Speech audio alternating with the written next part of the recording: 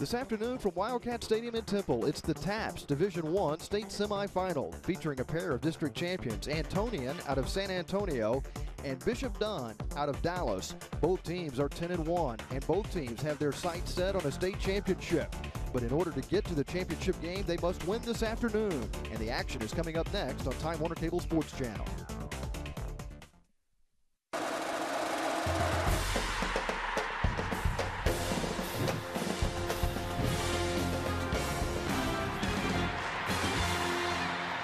The sun is shining brightly in Central Texas on a windy day in Temple. We've got an exciting TAPS state semifinal coming your way. 10-1 Antonian taking on 10-1 Bishop Dunne. I'm Pete Stein along with Sean Lindrose. We know you've got a lot of football to choose from today. We're glad you've chosen to spend some time with us. And Sean, it should be a great game. It should be. If you've recovered from Thanksgiving and Black Friday, you've got football Saturday here and two teams that are going to run the ball well today. Yeah, it may be small business Saturday, but it's big business for these two teams this afternoon. Let's talk a little bit about Antonian, and you have to talk about Daniel Rosenfeld, their star running back. He's just been sensational all season long. Last week he carried it 42 times in the win over Bishop Lynch. He did. 42 carries is a lot of carries for any running back, but he carried the rock and went into the end zone 3 times, 278 yards on the ground for Daniel. He's had a remarkable season, over 1,800 yards this season and 26 touchdowns. He's also caught 4 passes. 2 of those were touchdowns. As we talk now about Bishop Dunne, we're talking about a different kind of running back, but an electric player in Rajon Cunningham. Very exciting player last week. A 200-plus yard game, 4 touchdowns, and that's what got them here today. Two big-time offenses, running games going head-to-head to get to the state finals. Cunningham this season, 156 carries, over 1,000 yards, and as Sean mentioned, that big game last week against Midland Christian, propelling the Falcons into this rematch with Antonian, a team they beat in the postseason last year. Antonian brings a 10-game winning streak into this contest. The kickoff is coming up next on Time Warner Cable Sports Channel.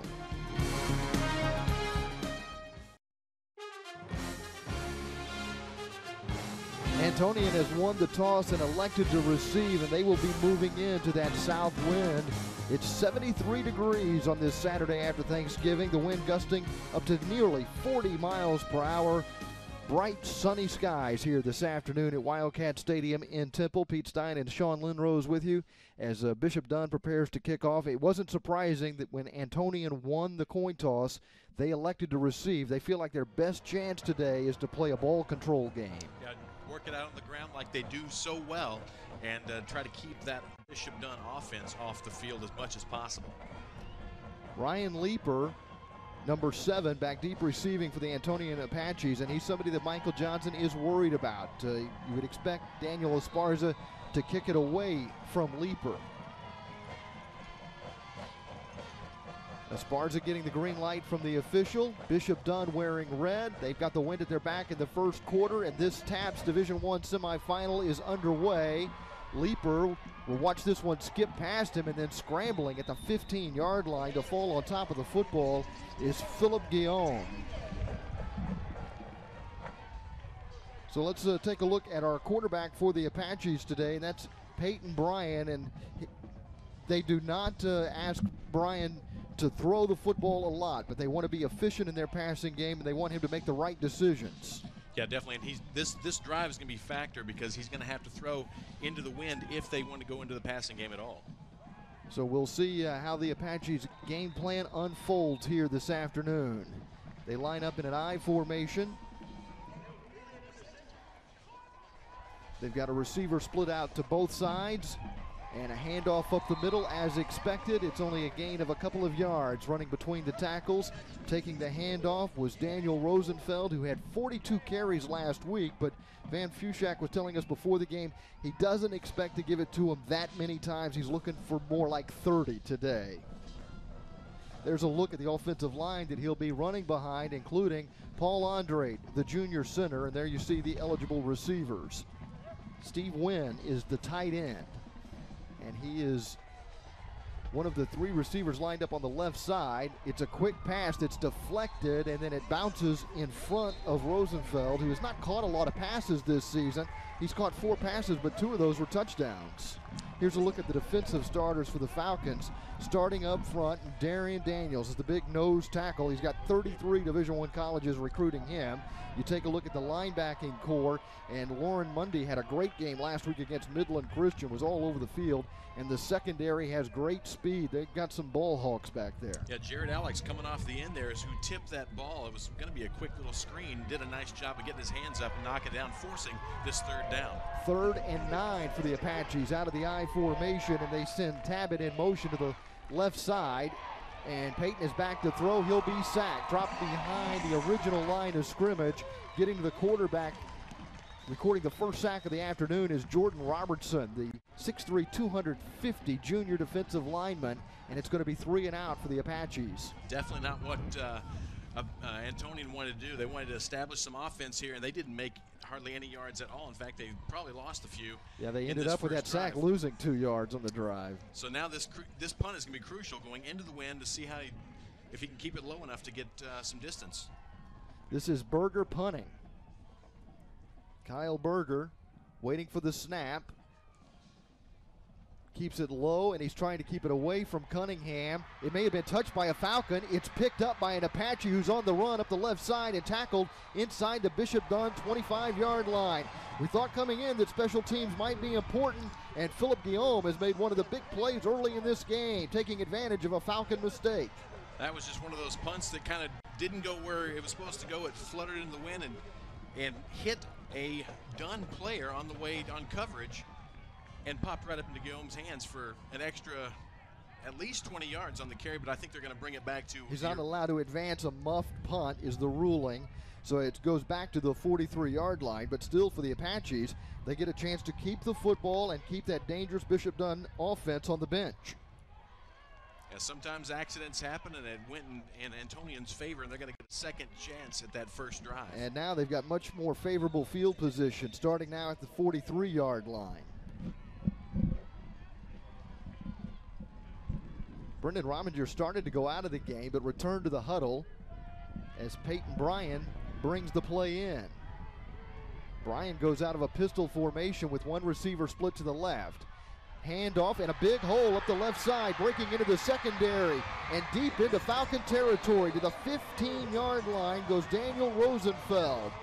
Well, it's interesting because Van Fushak told us that he thought the longest run of the day might be about 20 yards for his running back, and here he picks up close to 40. That was a big run, just hit the hole quickly and got down the field, was chased down by Chevin Callaway to save a touchdown. It's a 41-yard run to the 16-yard line where it's 1st and 10 for the Apaches. Taking a look at the keys today, everything is coming up Rosenfeld. They really rely on their running back. Thumbs down for Mr. C. They want to stop Cunningham and win on defense. Win is their leading tackler. He's got 4 interceptions, and they pride themselves on great defense. So do the Falcons, and they stuff Rosenfeld here for a loss of the play of a yard. It'll be 2nd down and 11. So far in this first drive, Dunne's done a nice job of getting in the backfield and trying to muck things up back there for the Apaches. And besides the one long run there by Rosenfeld, Dunne's done a good job there defensively. The thinking coming into the day would be that it would be the Falcons making the explosive plays, but we've already seen one from the Apaches.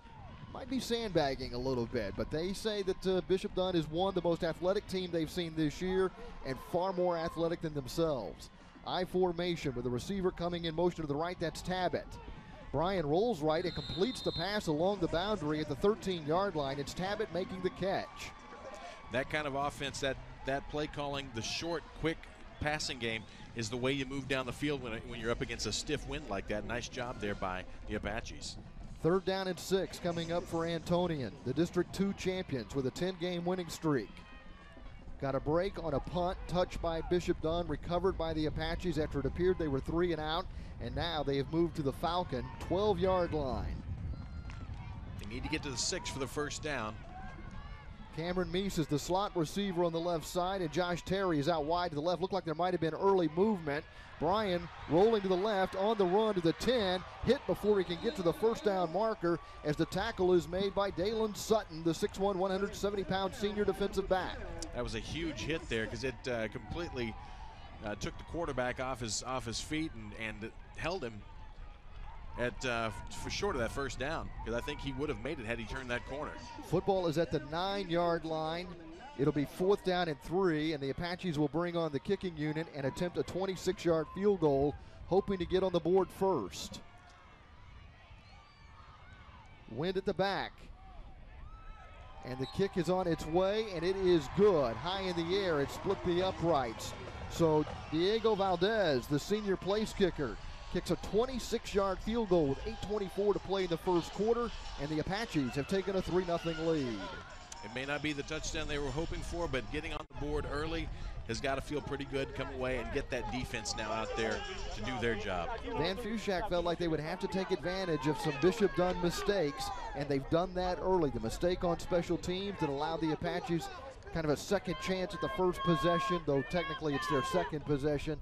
But when they got a chance to start from the 43, they got the big 41-yard run from their workhorse running back Daniel Rosenfeld, and they cash in with a field goal and have the early lead.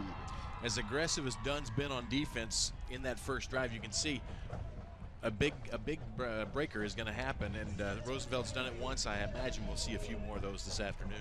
Valdez is ready to kick. We would expect a high, short kick. They are very concerned about the speed of Bishop Dunne, and they don't want to get beat in the return game here. Cunningham, the most dangerous returner, and they do send up a lob that bounces at the 22-yard line, and this one will be recovered by Bishop Dunne close to the 24, where the Falcons will take over 1st and 10. Their first possession begins with 8:22 to play in the first quarter, trailing 3-0. Bishop Dunne very fortunate on that on the bounce. As that kick kind of died, it almost went right back to an Antonian player on coverage, but they did a nice job of recovering it there at the 24.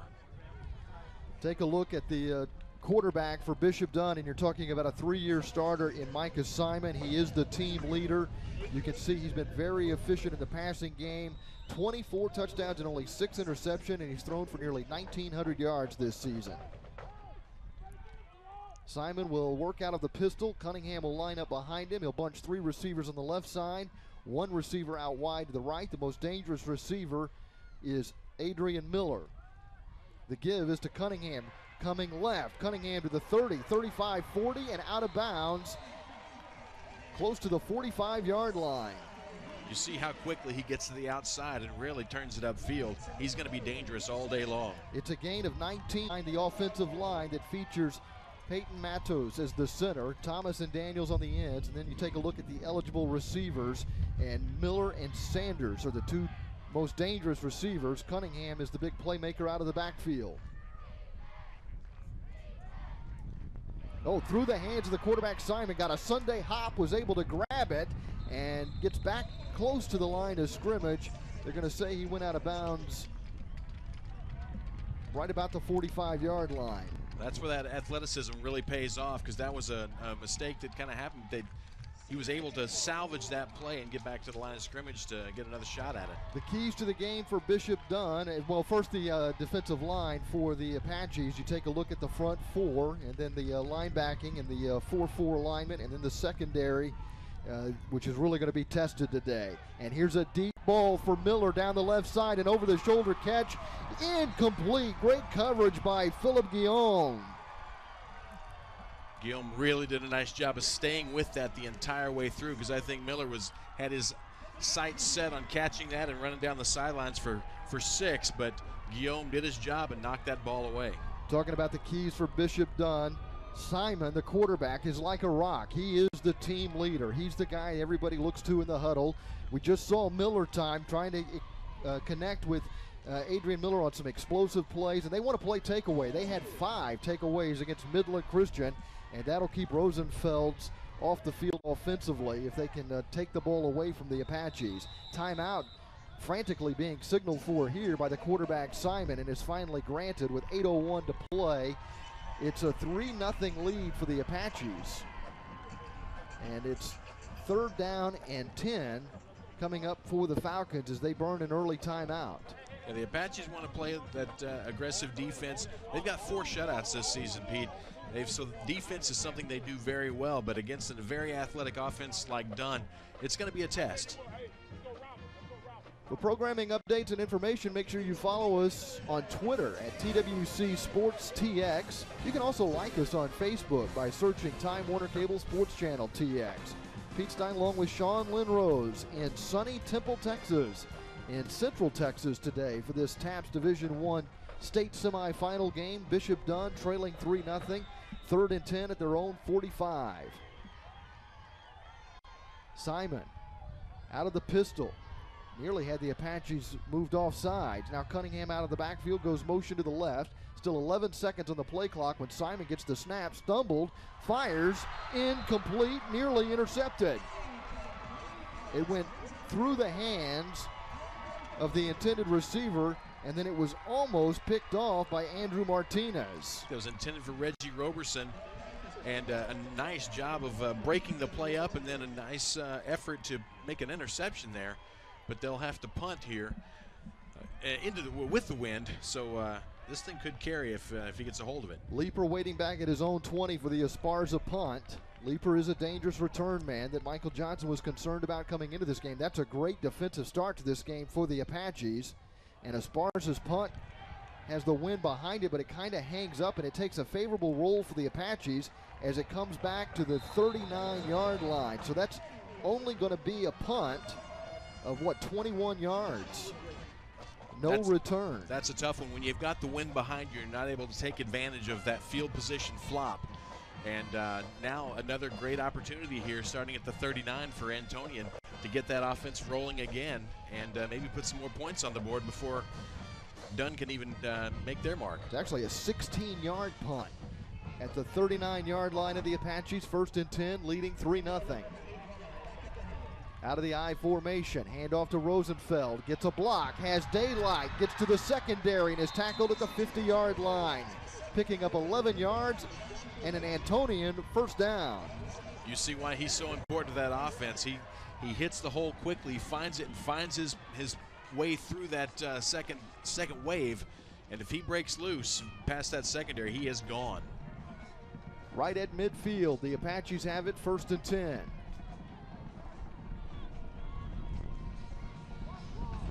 Tenayuka comes out split wide to the right side. The toss to Rosenfeld. Great blocking up front, and he's got another first down as he gets to the 38-yard line. It's another 12 yards for Rosenfeld. He's a north-south runner.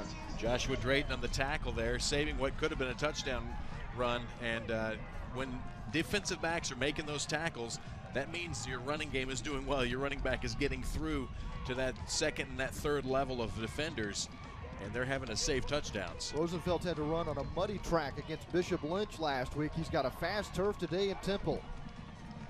1st down and 10 at the 38-yard line. Again, they give to Rosenfeld, and this time the Falcons bury him in the backfield. He'll lose about 3 yards. Real nice defensive surge. That D-line pushed back and essentially almost messed up the entire handoff. A nice job by Rosenfeld to hang on to that thing. Darian Daniels can really clog things up in the middle defensively for Bishop Dunne. This will be 2nd down and 13 coming up for the Apaches. Bringing the play into the huddle is Cameron Meese. Meese will line up as a slot receiver on the right side. The tight end on the left side is Steve Wynn. He's their leading receiver. They fake the toss. Rolling to the left is Peyton Bryant. He's going to be caught from behind. Pursuing the quarterback and getting there first was T.J. Jones.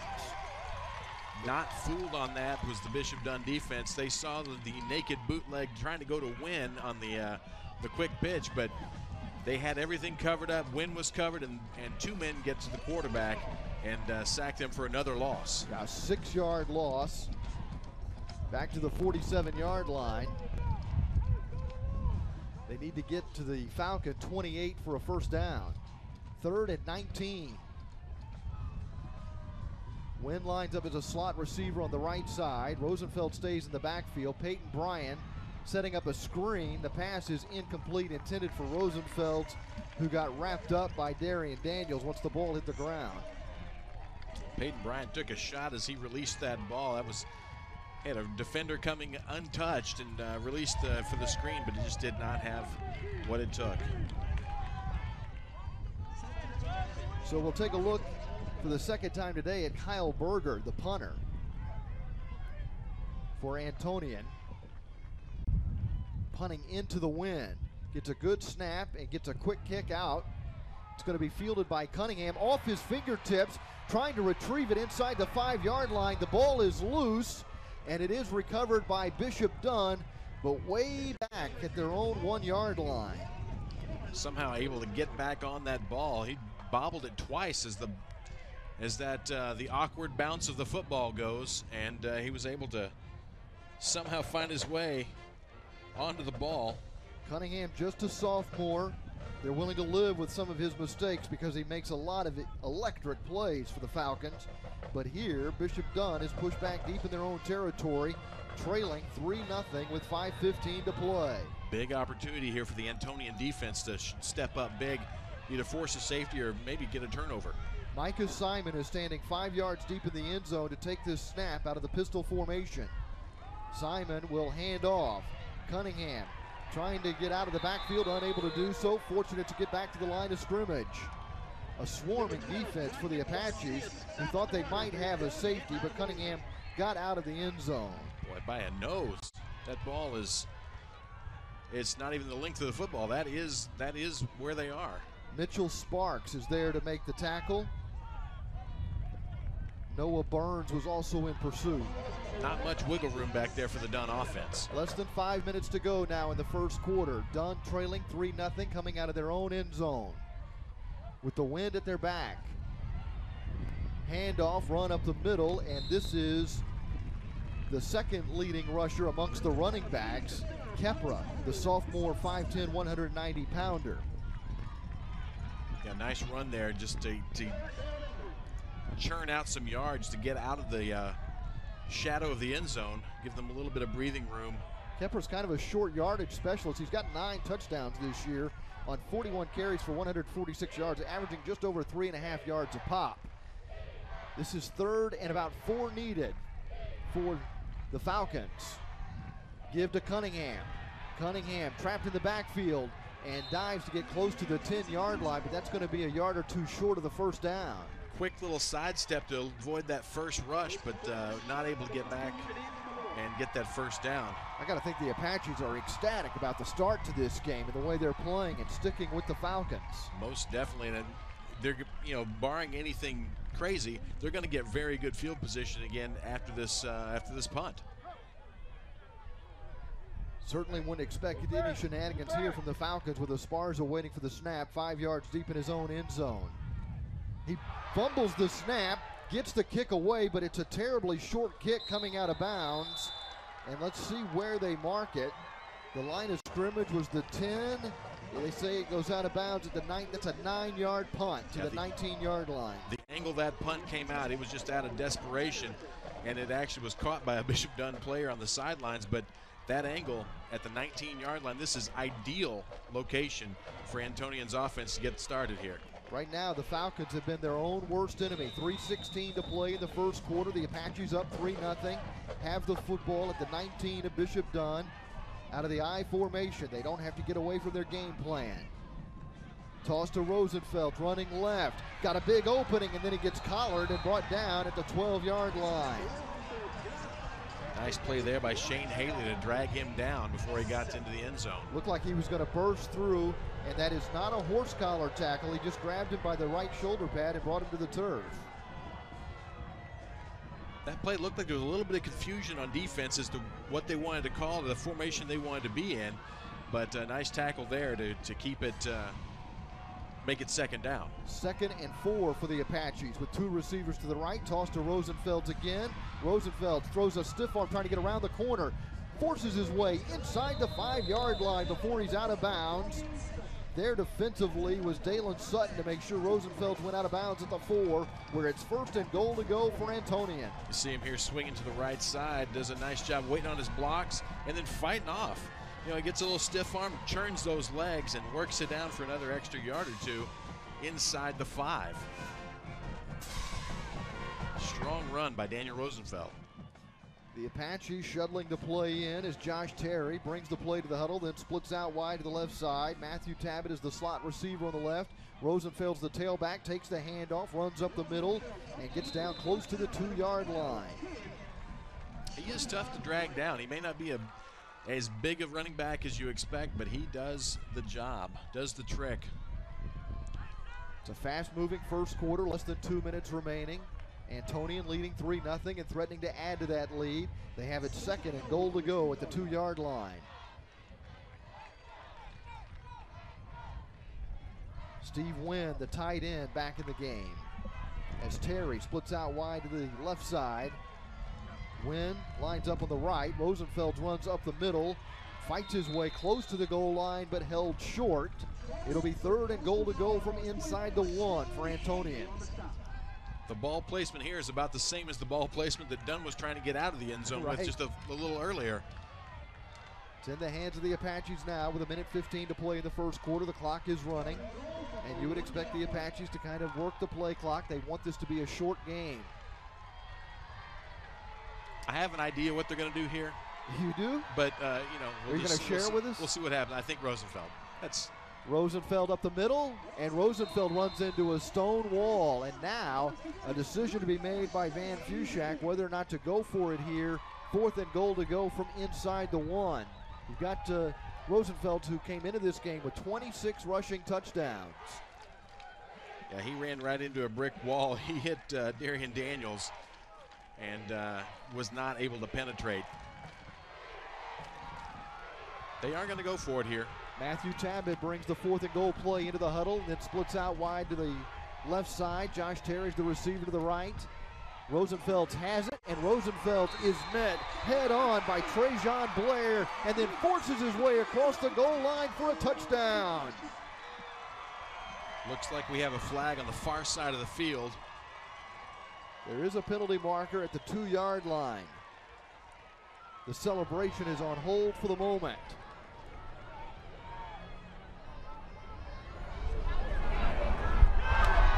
The offsides penalty is declined. It's a touchdown for Antonian, and the Apaches lead 9-0 with a point after attempt upcoming. That was all Rosenfeld, too, because he was stopped, was able to reach that arm across the goal line and earn that touchdown. This will come out of the hold of Peyton Bryant.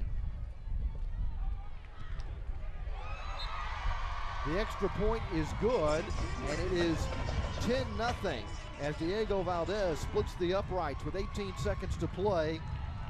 Antonian with a 10-0 lead now in the Falcons, and the first quarter is unfolded just as the Apaches would have hoped coming into the game. We talked at the outset, the ball control, and we thought it would be both teams at this point, but 10-0 Antonian, they've done all the ball control and taken advantage of mistakes and some misfortune on Bishop Dunne's side. This is an Apache team that comes in on a roll with a 10-game winning streak, and this is an outstanding defense. 4 shutouts this season for the Apaches.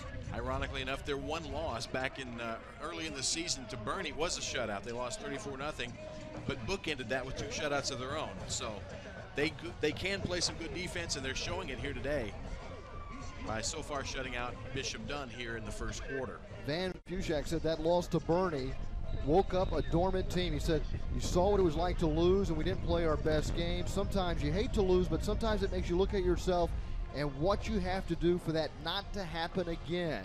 And they have been unbeatable since then. Another short, high kick that is going to be fielded at the 30-yard line, down on one knee, and making that catch was Mine Kepra, the sophomore, and the line of scrimmage for the Falcons to begin this drive will be their own 30-yard line. Not a bad play. 10-0. Yeah, not a bad place to start for Dunne. He wanted to do just kind of drop that kickoff, and to where it's not returnable, no big plays, and they can deal with this and let their defense do the job. Travis Robb will line up as a split end on the right side, and the Falcons will bunch 3 receivers on the left side, including Miller and Roberson, as well as Gerard Sanders. Out of the pistol formation with Cunningham in the backfield, Simon gets the snap with 6 seconds on the play clock, and Simon gets wrapped up and brought down, trying to work his way back to the line of scrimmage as he is in the arms of Connor Chappell, the junior defensive tackle. Yeah, the fake handoff to Cunningham, hoping that the defense would suck to that big play running back, and he kept it himself, but they were not fooled. And It'll be second down and 11 for the Falcons, just shy of their own 30-yard line. They'll be moving into the win, trailing 10-0 as we go to the second quarter on Time Warner Cable Sports Channel.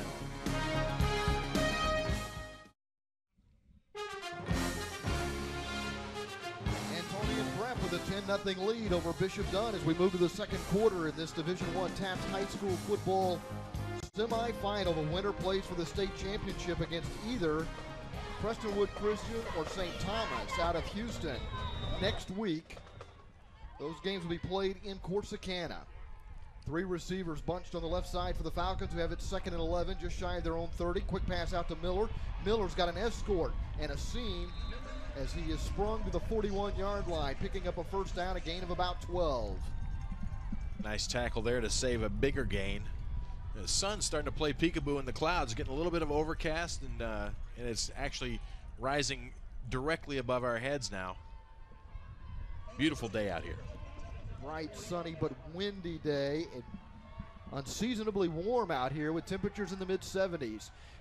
The pass on the wide receiver screen is caught, and then weaving his way through traffic is Reggie Roberson. He picks up about 4 yards. It'll be second down and 6.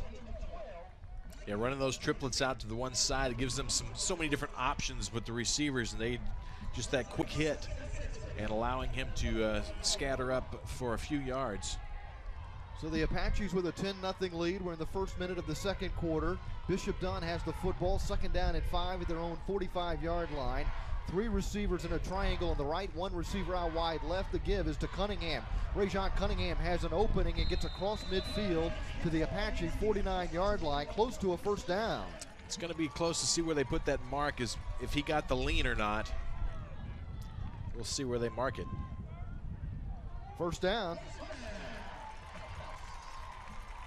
So the Falcons on the march. Said he got to the 49 when that was when the mark was. They didn't have to bring the chains out, and they're going to get another set of downs here. Simon checking toward the sideline to get the play called.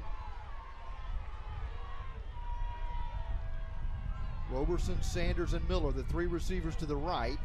Sanders in motion to the left. The give is to Cunningham, spinning off one tackle, runs to the right, gets to the 40 and angled out of bounds inside the 35-yard line, down close to the 32. That might have been one of the quickest spins I've ever seen. Runs right into the back of his player and spins like the Tasmanian Devil, whips it to the outside and gets up some big yards.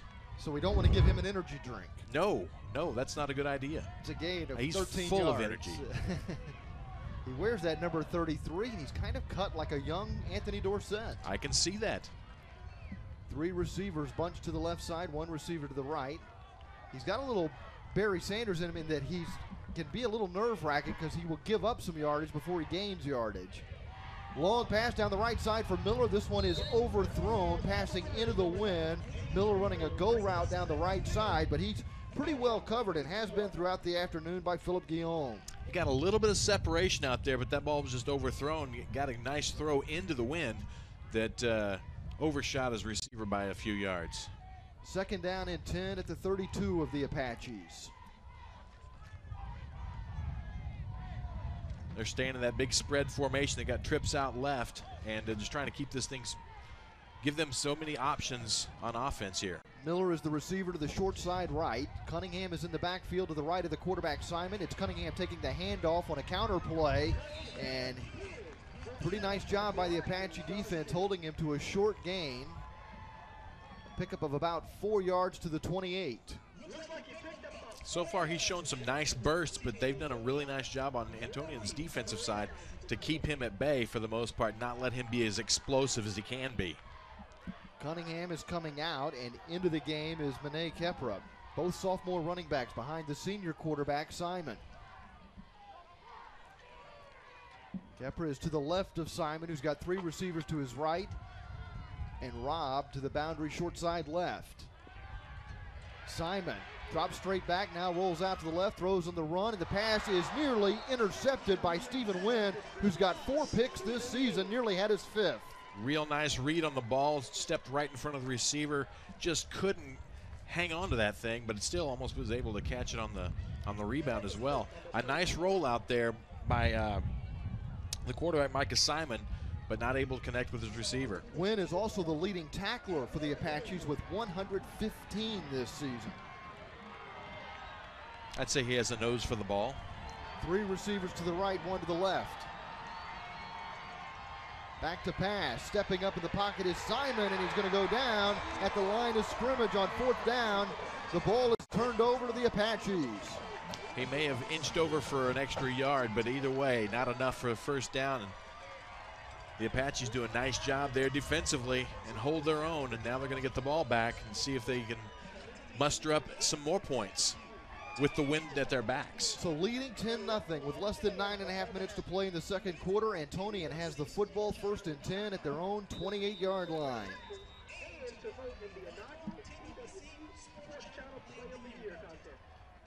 Wind at the back of Antonian.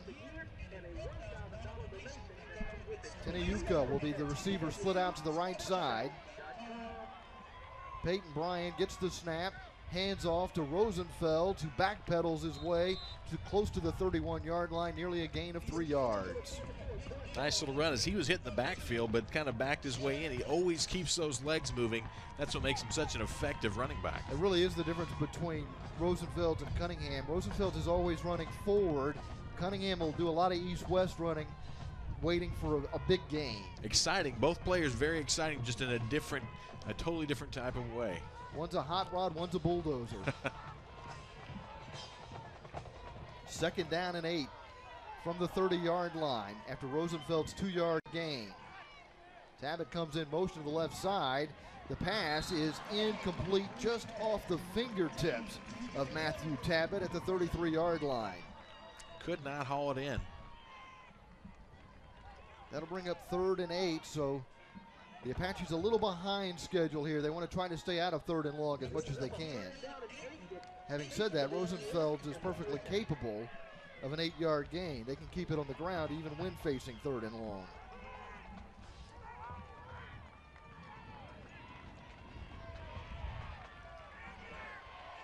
Now Wynn's going to be lined up out here. He's in the slot on the left side. Meese is out wide to the left, and they actually had Rosenfeld as a receiver on the left side and had Isaac Holguin in the backfield, but there's a timeout taken by the Apaches with 8:39 to play, leading 10-0. Be sure to tune in next Friday at 7 p.m. for Division I TAPS State Championship football. Then Saturday at noon, the Division II State Championship game will be played. And at 7 o'clock, the Division III TAPS State Championship game in Corsicana. You can see all of that action exclusively on Time Warner Cable Sports Channel. Pete Stein along with Sean Lindrose. Glad you could be with us here this afternoon on a bright sunny day in Central Texas at Wildcat Stadium in Temple, where there's a great football tradition. 2 outstanding teams in TAPS Division I fighting for a berth in that state championship game next week. It's the Apaches who have a 10-0 lead over the Falcons. Antonian with the football at their own 30-yard line, facing 3rd and 8. Bishop Dunne with 3 down linemen. Time, and the pass is complete over the middle to Cameron Meese. Peyton Bryant had time in the pocket and threw a strike to the 45-yard line. Meese makes the catch, and it's a first down, a gain of 14. That's something he hasn't had a lot of today, is time in the pocket. They're not in passing downs very often, but he was able to step right up and hit the receiver for a first down and move those chains. That's a big first down to convert 3rd and 8 for Antonian. Just over 8 minutes to play in the second quarter. The Apaches lead 10-0. Rosenfeld takes the toss, has an opening, and gets into Bishop Dunne territory. Tackled at the 49-yard line. It's a gain of 6 for Rosenfeld. Those little chunks like that that shortens that 2nd and 3rd down, makes it a little easier for a team that runs the ball so well to pick up first downs and churn out that yardage. Well, we do not see many teams that shuttle the plays in and out old school style like the Apaches. There's no flip cards on the sideline. Nobody's looking to the sideline. It was Tenayuka who brought the play in this time. He split out wide to the right, and the handoff goes to Rosenfeld, who spins out of a tackle into the secondary and gets inside the 40-yard line down to the 39. Picks up a first down and a gain of 10. He finds his way, hits that hole, and it starts looking. You can almost see him as he's going. His little direction finder is just kind of looking for the way to all his daylight. He's got a compass you can rely on. Exactly. That's for sure. I tell you who he reminds me of. He reminds me of the Tom Cruise character in All the Right Moves. Just kind of that same, just blue-collar workhorse running back, and he does a very effective job. I see you've been watching cable TV over the Thanksgiving holiday. Rosenfeld has another opening and picks up 8 yards to the 31-yard line. Making the tackle for the Falcons was Dalen Sutton, a 6'1", 170-pounder. I don't think Bishop Dunne expected to be on their heels quite this much this early in the game, and potentially they're already down by 2 scores, looking at 3 if they're not careful. 2nd down and 3 at the Bishop Dunne 31. Antonian comes to the line of scrimmage in an I formation. The handoff to Rosenfeld. Inside the 25, inside the 20 before he's finally brought down to the ground at the 17-yard line. 1st down, Apaches. You can see that confidence in the offense kind of getting built. You know, as they hit the line of scrimmage, they're ready to roll. That offensive line is looking to hit somebody and open those holes up for Rosenfeld. There'll be a timeout taken here by Bishop Dunne. Michael Johnson and the Falcons can't like the way things are unfolding here through a quarter and a half. It has been all Antonian. It has, and I think this timeout is twofold. One, let his guys get a little breather because they really need it as much as Rosenfeld's been running them. But also stop that momentum. We got to stop them from doing what they're doing. Let's reset. We got to make a stop here and see if we can at least hold them to a field goal and salvage something out of this. It has been an impressive first half to this point for the Apaches with 6:13 to play in the 2nd quarter, leading 10-0, and they're in the red zone again at the 17-yard line, 1st and 10. Looks like fans from both schools representing pretty well today. Antonian on the far side, then Dunne down here below us. A great place to play this game. Oh yeah. Right in between the 2 cities here in Temple. A great high school stadium. Great environment here on an unseasonably warm and windy afternoon. Out of the I formation, the give is to the fullback, and carrying up the middle, taking it down to the 10-yard line, a gain of 7. Is that Holguin on the carry there? It is Isaac Holguin, the junior, who takes it down to the 10-yard line, just running right between the guards, setting up 2nd down and 3. This offensive line is doing a great job for the Apaches. They really are. They're putting those holes in the right places for those backs to hit.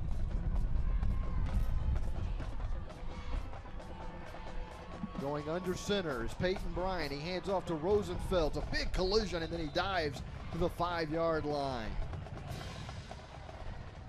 Big hit about the 6, but he's able to lurch forward and get another yard down to the 5 between 2 defenders. Tough runner. Always falling forward. Sets up 1st and goal to go for the Apaches. Cameron Meese shuttles the play in, lines up as a split in on the right side. Josh Terry will go out wide right, and Meese will be the slot receiver on the right as the toss goes to Rosenfeld, trying to bounce it to the outside, and the Falcons do a great job defensively, and it'll be a loss back to the 6-yard line. Finally, a positive for that defense to be able to string that out, get him as far to the outside as possible, not let him turn upfield and make a tackle for a small loss. Well, we saw it last week with Midland Christian. It's very tough to get wide on this Bishop Dunne defense. So much speed, so much athleticism, and then of course up the middle, they've got some walls there. But so far today, Antonian's done a great job running the ball. Tabbitt is the receiver, split to the right side out of the I formation. They fake the handoff, play action pass, all kinds of time, a lob toward the end zone looking for Wynn, but the pass is overthrown, it's incomplete. Nice job there by Peyton Bryant. Got some time again, but this time not able to connect with the receiver. Wynn was covered in front and behind by 2 different defenders, and whether it was a throwaway on purpose or not, it worked out to Antonian's benefit. Peyton Bryant's got to be grateful for all the time he's getting, though, when he drops back to pass. He's got a very clean pocket. Yeah, that first quarter, a lot of Dunne defenders spent the time in the backfield with him, and it's nice to have him to see a little bit of time to work as receivers. This is 3rd and goal from the 6. Play action again. Bryant rolling left. Throw to the end zone is intercepted. The pass intended for Matthew Tabbitt is picked off and returned out of the end zone to the 14-yard line. It's picked off by Joshua Drayden. That was a big-time interception. He had a receiver open in the back of the end zone, but jumped up, snatched it out of the air, and didn't look like he was going to bring it out, and then he decided to and gets it out to the 14. Coaches are probably trying to tell him, hold on, stay. But he made a few nice yards and a few moves. And 4 interceptions for this Falcons secondary last week against Midland Christian, and they play takeaway in the red zone and get it 1st and 10 at their own 14, trailing 10-0 with 4:16 to play in the second quarter. Micah Simon out of the shotgun. Back to pass, has time. Throws to Miller, who makes the catch at the 26 and is tackled as he gets across the 30 to the 33-yard line. It's Wynn who makes the tackle. Based on the last play and then that play, I think they've read our keys to the 2 keys to the game. Takeaways, Micah Simon, and Miller time. There you go. And that's a pickup of 19 yards to the 33-yard line for a 1st down. Miller is the lone receiver to the right side. That's Peyton Matus giving directions to the offensive line before delivering the snap to Micah Simon. A little wraparound handoff to Cunningham, unable to spin his way out of trouble here. He's going to be dropped for a loss back at the 29-yard line. A 4-yard loss. It'll bring up 2nd down and 14, and that's what we were talking about earlier. They live with some of that because they know that Cunningham is capable of some explosive plays. Yeah, nice job there by the Antonian defense. 4 different guys essentially corralled him and brought him down for the loss. They all stayed at home, didn't give up their position, and attacked and tackled the running back. 3:15 to play in the second quarter. Bishop Dunne trailing 10-0 with the football, 2nd and 14. Micah Simon under pressure, steps up in the pocket, flips it out a little blindly in the direction of Cunningham. It's an incomplete pass. It almost looked like he switched hands and flipped it out lefty. It looked like a little Magic Johnson no-look pass. I think he did go lefty. I think his right hand was about to be stripped of the ball, and he switched over and made a quick little dump pass. Nice athletic play, and saves the down and a sack. 3rd and 14, and did not turn it over.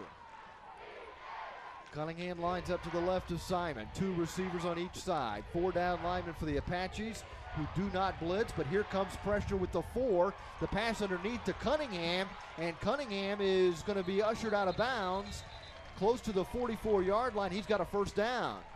Just enough. And the quarterback there did a nice job. Simon did a nice job of holding on to the ball as long as possible to get rid of that for that drag screen across the middle. And then Cunningham did what he does best, and finds that 1st down marker. Picks up 15 yards when he needed 14 on 3rd down. It's a big conversion for the Falcons at their own 44. 1st and 10, a little misdirection here. The handoff goes to Cunningham, weaves his way up the middle, finds a little daylight, and then dives into Apache territory at the 48-yard line. Nice job here as he pops to the outside, cuts back to the middle, and then an ankle tackle just to save it there. Nice tackle by Martinez. It'll be 2nd down and 2 after a pickup of 8 for Cunningham. Cunningham in the backfield along with Micah Simon. Miller's the receiver to the right, 3 receivers to the left. The give is to Cunningham. Cunningham appears to have the 1st down at the 45-yard line of Antonian. It wasn't much, but it was enough to move the chains, keep this drive alive for Dunne. So Joshua Drayden with the interception in the end zone, returned to the 14-yard line, and now the Falcons have moved into Antonian territory at the 45, converting 3rd and 14 along the way. The clock is rolling, just over 2 minutes to play in the second quarter. Still lots of time on the play clock here, 24 seconds. 3 receivers to the right, 1 to the left. Simon back to pass on 1st and 10. And completes the pass at the 25-yard line.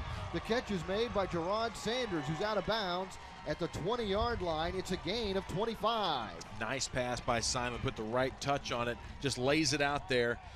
And Gerard does the good thing with the receivers, makes the triangle with his hands, makes the catch, gets out of bounds. Big play. Sanders is one of the three receivers to the left side, Miller to the right. Simon going to Miller. Miller dives, can't make the catch inbounds, but what an athletic effort by A.D. Miller, who nearly had the TD. Had he been a little further inbounds, he actually made that catch and brought it in, but he was already his entire body out of bounds. That is just some athleticism right there. Great stretch by Miller, but couldn't stay in bounds. Second down and 10 now from the 20-yard line.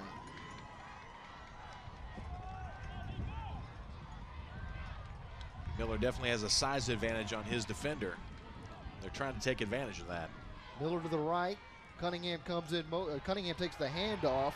Sanders was the man in motion, and Cunningham gets wrapped up in the backfield and tackled at the 25-yard line. A loss of 5 will bring up 3rd and 15.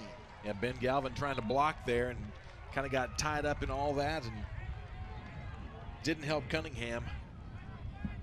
Gets wrestled down for a loss.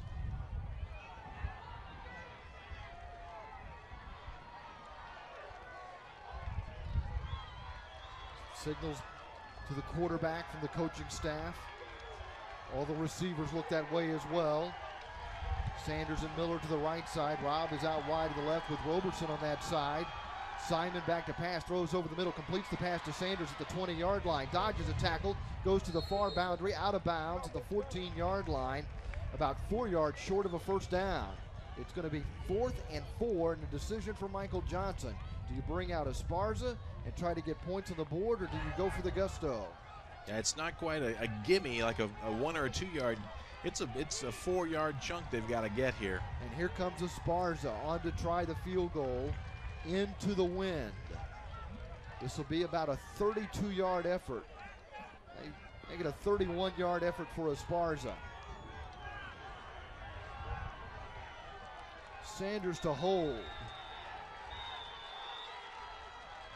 And a timeout taken by the Falcons. Peyton Matus is the deep snapper as the Falcons look to get on the board, trailing 10-0 with 58 seconds to play in the first quarter. The Falcons will use, I believe, what is their final timeout. Not sure if they're going to rethink the kick and maybe go with another option here, or if just give them something to think about, make sure he squares himself up and kicks us into the wind and puts points on the board.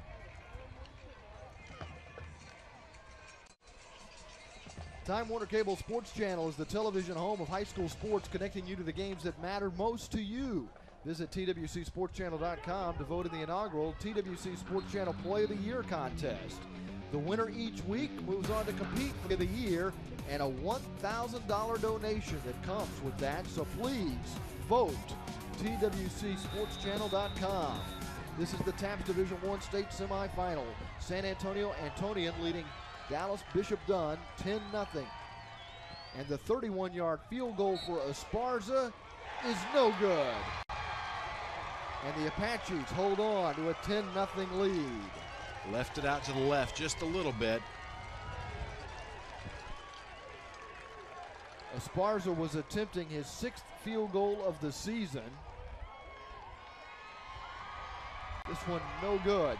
That's a sigh of relief on the Antonian side after being right there at the threshold of a touchdown themselves, and not only to give up the interception and then to hold here and get the ball back at the 20. Supposedly to end the half here. I would think the Apaches would be happy with a 10-0 lead at the break and just take a knee here. We'll see if that is the strategy. And indeed, the quarterback drops down on one knee. That's Peyton Bryan. And the senior quarterback is now just 24 minutes away from moving his team into the state championship game with a 10-0 lead over Bishop Dunne. Kenneth Davis is the athletic director at Bishop Dunne, and we'll have a chance to visit with him at the half. We'll also take a look at the other TAPS playoff brackets and keep you posted with what's going on and who might end up in Corsicana next week for the Big 3 state championship games that we'll have for you on Time Warner Cable Sports Channel starting next Friday night at 7 o'clock. with the Division I championship game that will feature one of these two teams, either Bishop Dunne or Antonian. And right now it's the Apaches with a 10-0 lead at intermission here at Wildcat Stadium in Temple on a bright sunny afternoon. It is windy but warm here this afternoon. A great start for the Apaches. They get a field goal early, they add a touchdown. The Falcons did get a big interception to deny Antonian a bigger lead. It's 10-0 at the half on Time Warner Cable Sports Channel.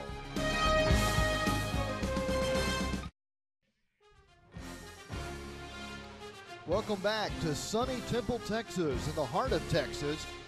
The Antonian Prep Apaches out of San Antonio with a 10-0 lead over the Bishop Dunne Falcons from Dallas. And the Falcons have not been able to soar here this afternoon. They have faced a rather stingy Apache defense. The Apaches came into the game today with 4 shutouts this season. Most recently, they shut out Brownsville St. Joseph's 49-0. They also, early in the season, beat San Antonio Holy Cross 30-0. They beat South San Antonio 33-0 earlier this season. Wiped out St. Anthony 39-0 this season. So it's not surprising to see Antonian play good defensive football, but this Bishop Dunne team that they're facing today is the most athletic and fastest team that they'll see all year. And Van Fushak said, frankly, Bishop Dunne is the fastest, most athletic team that anybody in TAPS will face. And the Apaches have had things go their way through the first 24 minutes of play. They've taken advantage of some Falcon mistakes, and they felt like coming into this game that they would need Bishop Dunne to make some mistakes, and they would need to capitalize on those errors, and they have done exactly that. And then they've executed their game plan to perfection, which is primarily handing the ball to Daniel Rosenfeld, their star running back, who came into this game with 208 carries for over 1,800 yards, averaging nearly 9 yards a pop. He had rushed for 26 touchdowns. He had also caught 4 passes for 129 yards and another 2 touchdowns, and he has certainly been featured here this afternoon. He carried the ball 42 times last week in that win over Bishop Lynch as Antonian advanced into the state semifinal with a 31-14 victory over the Friars, who, like Bishop Dunne, play in District 1 in TAPS Division 1. Antonian is the district champion out of District 2, and they come in here with a 10-game winning streak. Their only loss of the season was to Bernie, when Bernie surprised the Apaches with a 34-0 victory in Week 3, but Antonian has not looked back. They've been perfect since. Earlier this year, Bishop Dunne had a 9-game winning streak before losing to Trinity Christian, and Kenneth Davis is the athletic director at Bishop Dunne, and he is standing by with Sean Linrose. Let's go down and check in with Sean. Our featured twirlers, our seniors, Marcy Gutierrez. Down here with Kenneth Davis, athletic director for Bishop Dunne. You may know him as a former TCU Horned Frog and Buffalo Bill of the NFL. Kenneth Davis, how you doing today? Feel great. I'll be a little bit better. You know, the score get a little bit better, more in our favor. Definitely, it's kind of a surprising after, you guys have gone through the playoffs really well and kind of run into a brick wall here. Well, yeah, I think we're playing a little bit flat, but I think the second half we'll get it together and hopefully we can go ahead and go ahead in this game. Talk a little bit about what you do with Bishop Dunne in the community. I'm an athletic director. I'm an individual that, work with the coaches, all the coaches in girls and boys sports, and I also help raise money the best way they possibly can and try to talk to young men and young ladies, mentoring new coaches and stuff. I do a whole lot. I used to stripe the field, whatever it takes, bottom line. You guys had a really successful season. It's nice to see you get this far. Well, I knew that we felt that we could get this far. We really felt that this was a year we had an opportunity to win a state championship. And right now it doesn't look that way with us being down by 10 points. But, hey, I got faith in the guys, and I know the coaching staff will get them fired up the second half. I think it'll be a totally different ball game second half. What do you think they need to do here in the second half? I think most of all, we need to hold on to football. I think we'd had opportunities and we blew them ourselves. If we learn to hold on to football, we'll be all right. The coaches will get them right. Now, you've had a nice history yourself of some football in the Metroplex. TCU Horned Frogs, great running back in the day. Talk about what the Horned Frogs are doing right now.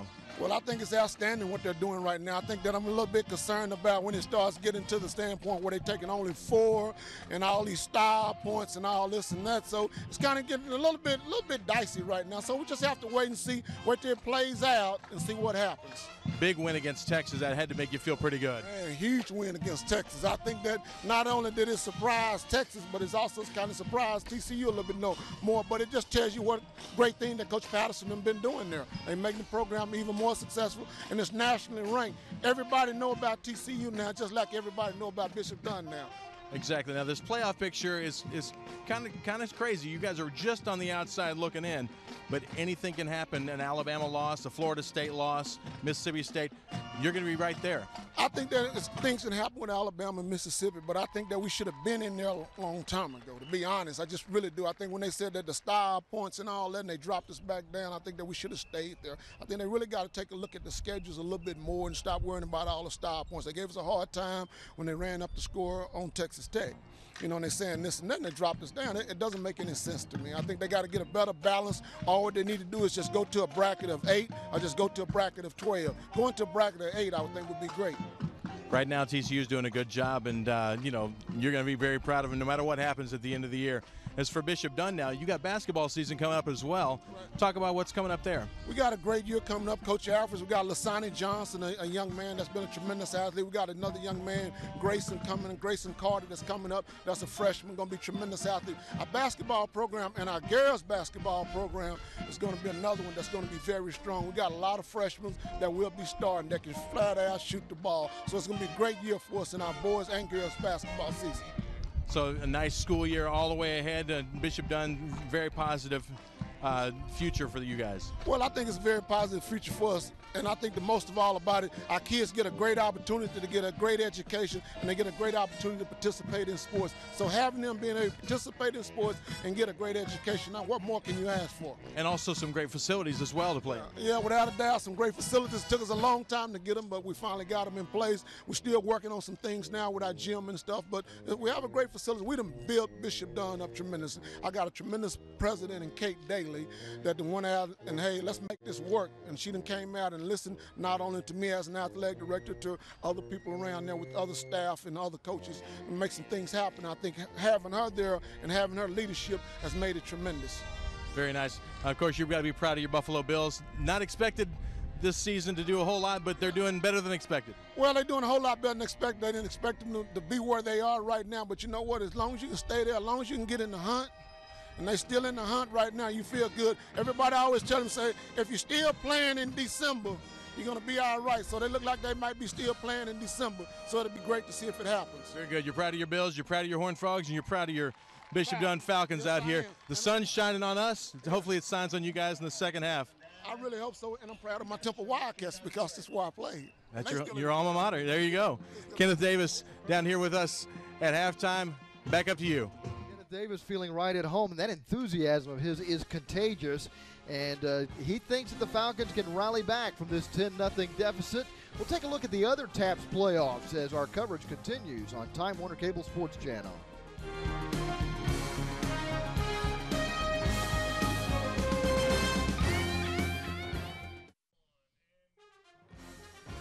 This is the TAPS Division I state semifinal from Wildcat Stadium in Temple. The Antonian Apaches leading the Bishop Dunne Falcons 10-0 at the half. Pete Stein along with Sean Lindrose. Let's bring you up to date with what else is happening around TAPS, starting with the Division III football tournament, where Fort Worth Temple Christian defeated Dallas First Baptist 36-8 and will now face Cedar Hill Trinity Christian. Cedar Hill Trinity Christian advanced with a 45-14 win over Sacred Heart out of Munster, and now they will try to trip up Fort Worth Temple, who is 12-0 this season. The Woodlands Christian is also 12-0 after beating Brian Brass's Christian 40-14. They're in the state semifinals to play League City Bay Area Christian 11-1 after defeating Shiner St. Paul Catholic 59-31. So in Division III, it's Cedar Hill Trinity versus Fort Worth Temple, and the Woodlands Christian versus League City Bay Area Christian. In TAPS Division II, Grapevine Faith Christian was eliminated by Dallas Parish Episcopal 49-21, and Dallas Parish Episcopal will now face Fort Worth Christian, who is a 45-20 winner over San Antonio Holy Cross. And Fort Worth Christian 10-2. Dallas Parish Episcopal is 11-1 as they meet in the state semifinals in Division II. Also in Division II, Dallas Christian is into the semifinals, improving to 10-2 on the season with a thrilling 44-41 victory over Houston Lutheran South, who fell to 9-3 on the season with the loss. 9-2 with the loss. And Dallas Christian advances with the victory. And Tyler Bishop TK Gorman Catholic, a 28-21 winner over the Brookhill out of Bullard. And so they advance into the semifinal to face Dallas Christian. So in Division II, you've got Tyler Bishop, TK Gorman Catholic taking on Dallas Christian, and then Fort Worth Christian taking on Dallas Parish Episcopal. Those are the semifinals in Division II. That brings us to Division I. You're watching Bishop Dunne and San Antonio Antonian. Bishop Dunne got here by virtue of a 41-14 victory over Midland Christian, a game they completely dominated. Antonian beat Bishop Lynch 31-14 as they improved to 10-1 with the victory. Then in the bottom half of the bracket, Houston St. Thomas tripped up Argyle Liberty Christian last week 20-7, and they play Plano Prestonwood Christian in the state semifinal. Prestonwood Christian defeating district rival Addison Trinity Christian 55-48 last week, as those district rivals battled for a berth in the state semifinals. And now the Lions take on St. Thomas. The winner of that game faces the winner of our game here this afternoon between Antonian and Bishop Dunne. And right now it's Antonian with a 10-0 lead over the Falcons at the half. It is a bright, sunny afternoon here in Temple for this state semifinal game. Everyone seems to be enjoying the warm weather. Somewhat breezy conditions, however. It hasn't really been a factor in this game to this point. The Apaches have dominated with their ground game, featuring Daniel Rosenfeld to take a 10-0 lead as they've been able to capitalize on some Falcon airs. And you see that wind gusting up to 36 miles per hour this afternoon under partly cloudy skies and an unseasonably warm 75 degrees here at Wildcat Stadium. And it's Antonian with a 10-0 lead over Bishop Dunne. Sean Linrose back up here after having a chance to visit with the Bishop Dunne Athletic Director Kenneth Davis. And I was saying, Sean, his enthusiasm is contagious. Oh, I know. He's that smile. You can't wipe that smile off his face when he starts talking about Bishop Dunne or TCU or even the Bills or even Temple. You know, his alma mater. This is his old stomping grounds. And so, but he does. That enthusiasm just kind of exudes from him, and you can see why I think those kids really connect with him, and they can kind of see, you know, potential future, you know, greatness through him. Those kids aren't old enough to remember what a great running back he was back when TCU was coached by another guy who had a little enthusiasm, Jim Wacker. Definitely. And I think Kenneth Davis might have got a little bit of that enthusiasm from Coach Wacker. I think he did. He's a guy that's just got a very magnetic personality, and you know, and people forget how quality he was in the NFL. I mean, people think about Thurman Thomas as the big running back there in Buffalo, but he was about as good as it gets as that second back, and he really, you know, kind of made his way in the NFL, and you know, it kind of brings it back to the community by, you know, being the athletic director there and kind of bringing it back to the kids, you know. And he managed to get this game here at his alma mater as the athletic director of Bishop Dunne, and this is a field where a lot of legends have been made down here on this field. This Temple High School, a great tradition. A couple of state championship teams have played right here at Wildcat Stadium through the years. Yeah, that pride was just beaming from him, and it was nice to get a chance to talk with him. Football is important to the people here in Central Texas, and it's clearly important to the people in Dallas and the people in San Antonio.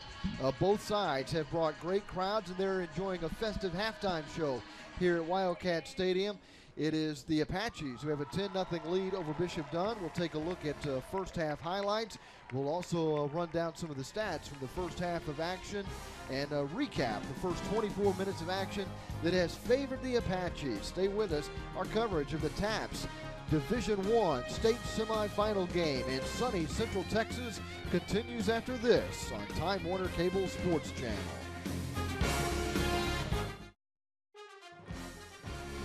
Back at Wildcat Stadium in Temple, where the Antonian Apaches have a 10-0 lead over Bishop Dunne. Pete Stein along with Sean Lindrose.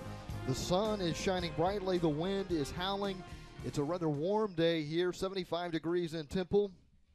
Perfect for the fans who have come out here. And I think certainly the fans on this side of the stadium pulling for Bishop Dunne, Sean, I think they're a little bit surprised about the way things have unfolded. I think they're shocked. I think they're used to seeing their team pretty much dominate, do what they want on the field. That athleticism really always comes out. Today, the athleticism has been there, but Antonian has had an answer defensively and then has been able to move the ball and really kind of put Dunne on their heels. In some ways, it's a fairly even game. Look at the total yardage. Bishop Dunne with a 1-yard advantage there, but it's Antonian dominating with that ground game, and that really has been the difference. And while Bishop Dunne doesn't have a turnover per se, they had the muffed punt that allowed the Apaches to continue that opening drive and put their first 3 points on the board and kind of gave them some early confidence. It might have been a totally different first half without that error. It was, because there was a 3 and out. They had lost yards on that drive, and then they punted it away, and it just accidentally it was kind of an odd punt into the wind. It just hit that one player on coverage, and it was Guillaume who recovered the muffed, and then from the 43 they moved into field goal position. Let's take a look at some of the highlights from the first half of action here as the Apaches take this 10-0 lead. And they came in here knowing that the guys in red were the better athletes, but the better athletes don't always win. And Rosenfeld says, wait a minute, I'm a pretty good athlete. He went on a 41-yard run right after that muff punt, and then they are able to punch it in for a touchdown to take a 10-0 lead after they made a field goal in their first drive. And here's some of Rajon Cunningham, an electric back who picked up a big first down on 3rd and 14, gained 15 on that run. This may have been the biggest play of the half, as it was Joshua Drayton who got that interception in the end zone that denied the Apaches an even bigger lead. And then Bishop Dunne started to play pretty good offensively, and that was a nice grab made there along the boundary by Gerard Sanders. But unfortunately, the field goal for Daniel Esparza was no good. So the Falcons go to the locker room without any points, and this is an Antonian team that already has 4 shutouts this season. But I think the last thing they expected was to shut out the Falcons in the first half of this game. Most definitely. It's got to be a pleasant surprise for Antonian and kind of a nightmare right now for Bishop Dunne. They've done everything very well. They've had 2 key plays that they thought were going to be paramount for them. The holding them on that opening drive, 3 and out, and then having the crazy muff punt recovered by Antonian, and then the interception, which looked like it was the turning point of the entire half to get them back in this, and missing the field goal to miss out on those points and still find themselves scoreless and down by 10. I think we've got a score update from one of the other games in the state, and it is Trinity Christian Cedar Hill leading Fort Worth Temple Christian 20-0. That is a second quarter score in that game. That game is Division III TAPS playoff. And remember that all 3 state championship games will be played in Corsicana next weekend. The first game will be Friday at 7 o'clock. That'll be the Division I TAPS state championship game. It'll feature one of these 2 teams you're watching here this afternoon, either Bishop Dunne or Antonian. Then there's 2 games scheduled for Saturday, one at noon for Division II, and then the Division III championship game will be at 7 o'clock Saturday night. And you can see all of those games exclusively on Time Warner Cable Sports Channel. It's a great facility in Corsicana. They do a great job hosting this event. We had the pleasure of being there last year. It was crazy last year because of the weather. Remember, we had that ice storm that hit North and Central Texas last year. Hopefully the weather will be more cooperative this year, but the football was great last year. We certainly expect that this coming weekend. We had a chance to visit with Bishop Dunne head coach Michael Johnson before the game, and one of the things he tried to stress to his team was that the most athletic team doesn't always win. And he pointed to that game yesterday between UCLA and Stanford. He said, look, UCLA had the better athletes, but Stanford wanted it more. He said it's the team that wants it more that is going to win this game this afternoon. And that's exactly the perfect example of that. And now at the halftime, he's got to rally those troops in there and say, hey, we are more athletic. Now it's time to step that up a little bit more and add that we want it more as well, because now down by 10, they really need to to step it up a notch, and they need to score early here. They'll get the ball first here in the second half. They want to make this opening drive count. So the second half is coming up at Wildcat Stadium in Temple. The Falcons and the Apaches both getting ready. It is Antonian with a 10-0 lead over Bishop Dunne. We'll see how the second half unfolds next on Time Warner Cable Sports Channel. Bishop Dunne will receive the second half kickoff after Antonian won the coin toss and elected to receive in the first half. The first 5 minutes of the third quarter could be very telling in this game.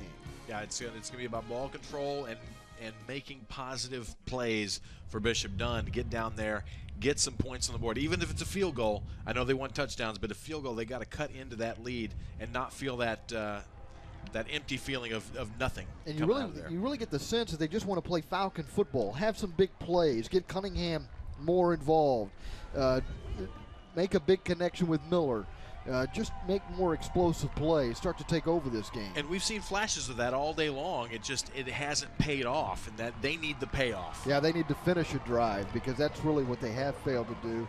And they got themselves in an early hole with some special teams miscues, and the Apaches were able to capitalize on that. Not only the muff fumble that we talked about earlier, but Cunningham on the kickoff return following the field goal mishandled a kick, so they had to start that drive at their own 1 yard line. They need to make sure that they don't make those kind of mistakes and have favorable field position. Yeah, it took them 2 or 3 plays just to get out of the shadow of that end zone before they had to punt it away. So field position is going to be key, but also just like you said, Falcon football. They've got to get back to that and make it pay off for them. Certainly the Apaches have to feel very happy about the way things went in the first half with a 10-0 lead, but they haven't put Bishop Dunne away by any stretch of the imagination. I think they know that. I think they understand what they've got ahead of them, and that they've essentially probably stirred the beast, if you will, and they know they're going to come out swinging and be ready to roll. So their defense will be tested quickly here in the third quarter. One of the things that we've seen from Bishop Dunne is a much more disciplined team than we saw last week against Midland Christian. We talked to Michael Johnson. He said he thought his guys were just fired up. They had an off week before that game last week. He thought they were a little keyed up, but they kept their composure here this afternoon. They really have. Besides the miscues, they've played some really solid football. It's just if you look at the score, you wouldn't expect it to be that way. Yeah, they haven't had nearly the penalties that they had a week ago. So the Apaches are kicking off. It'll be Diego Valdez approaching the football and sending it high end over end and short to avoid a big return. It's a big bounce and it's mishandled. And that's a live football. The Apaches say they have it, and they do. It's another special teams miscue for Bishop Dunne. That is one of those that became an onside kick just by accident. The high kick, the high bounce is, I think, was the factor, and it just got up and over that receiver. Brendan Rominger recovers the kick, and the Apaches start the second half with the football at the 27-yard line of Bishop Dunne. Definitely not the way Bishop Dunne wanted this thing to start. Miscues on special teams are really hurting the Falcons here this afternoon.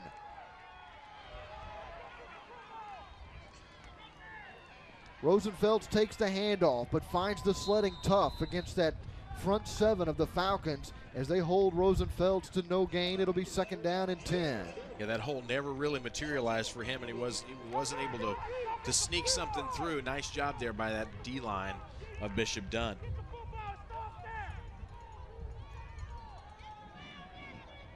The receiver coming out to the right side of the formation is Cameron Meese. He'll be the slot receiver as Tenayuka goes out wide to the right. Wynn, the tight end, lined up on the left side. Rosenfeld plows his way up the middle inside the 25, down close to the 23-yard line. A gain of about 4 yards will set up third down and 6 for the Apaches. His runs don't look like much, but when it's all said and done, and you look at how far it's gone, it's 5 yards. It's even his quote-unquote bad runs are solid positive yardage makers. Matthew Tabbitt is the slot receiver on the right side. Tenayuka is out wide to the right. Wynn, the tight end, on the left side. Toss to Rosenfeld running right. Stopped at the 21-yard line. A gain of only about 2 yards. And it's going to set up fourth and a long 3 needed for the Apaches here at the Bishop Dunne 21-yard line. And it looks like they're going to bring out the kicking unit with the wind in their face. and attempt a field goal here of 38 yards. This will be Diego Valdez out of the hold of Peyton Bryan. He's going to be kicking from the right hash. Esparza for Bishop Dunne missed to the left at the end of the first half.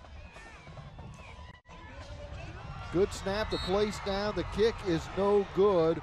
Wide left. The deep snapper was Paul Andrade, but the kick off the foot of Valdez goes wide left. So Bishop Dunne dodges a bullet here early in the third quarter, and with 10:01 to play in the third, the Falcons take over for the first time in the second half. 1st and 10 at their own 21. Yeah, Michael Johnson, the coaching staff, got to be telling those guys, hey, you know what? That is done now. We're out here. Let's do what we do. Shake that off, and let's get out there and do it. Travis Robb is the receiver out wide to the right. 5 receivers, 3 to the right, 2 to the left. Miller wide to the left. It's an empty backfield for the quarterback, Micah Simon. Simon fires quickly, and the pass is complete to Sanders at the 25. He bobbled it and then gets buried at the 26-yard line, a gain of 5. 2nd down and 5 coming up here for Bishop Dunne. You see here, he almost does the cardinal sin for receivers, the turn upfield before you had the ball, but did a nice job of re-grabbing and making a few extra positive yards out of that. Noah Burns leading the charge defensively that time for the Apaches. Again, the Falcons go to a spread formation with an empty backfield. Sanders goes in motion to the right side. It's a quarterback sprint, and into the secondary is Simon. He gets to the 40-yard line. Picks up 14 yards and a 1st down for the Falcons. See here, he just finds his hole and works it up the middle, and that athleticism really comes out.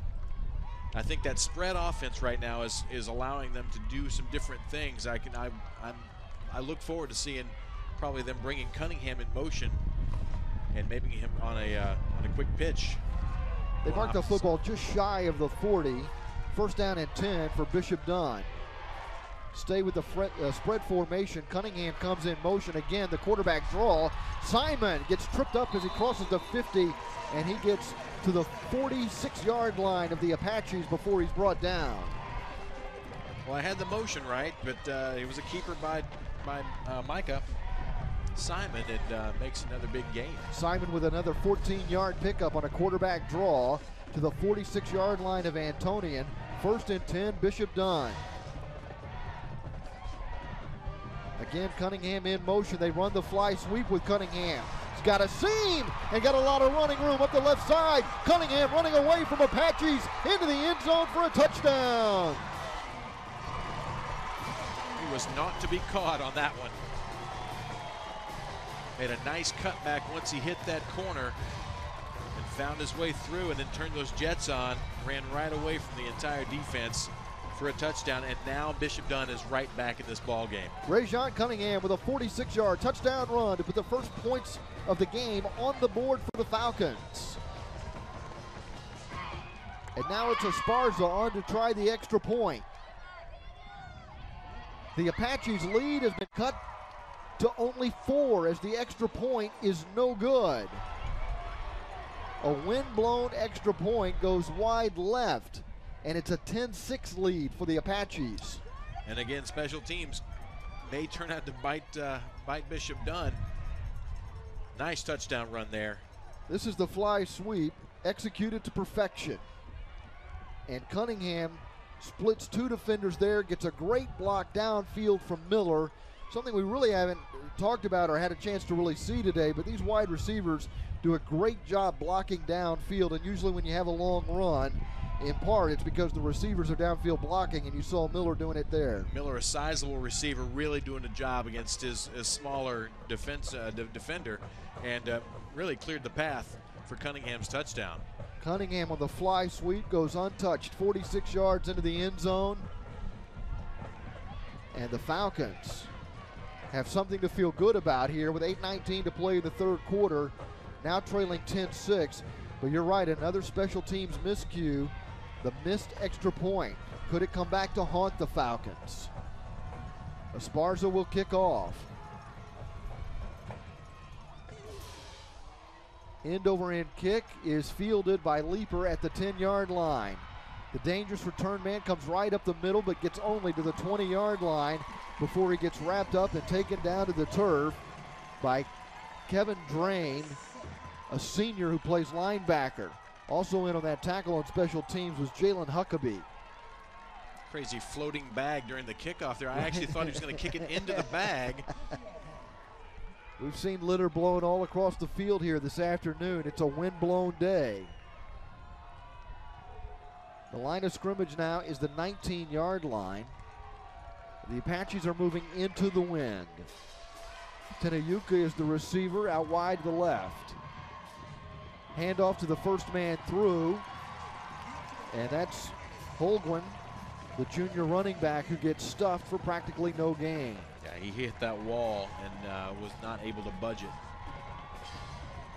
Picked up maybe a yard to the 20-yard line. We'll call it second down and 9. Jesse Torres plugged that up in a hurry. Cameron Mee, Steve Wynn, and Daniel Rosenfeld are split out to the right side. The pass intended for Rosenfeld was nearly picked off.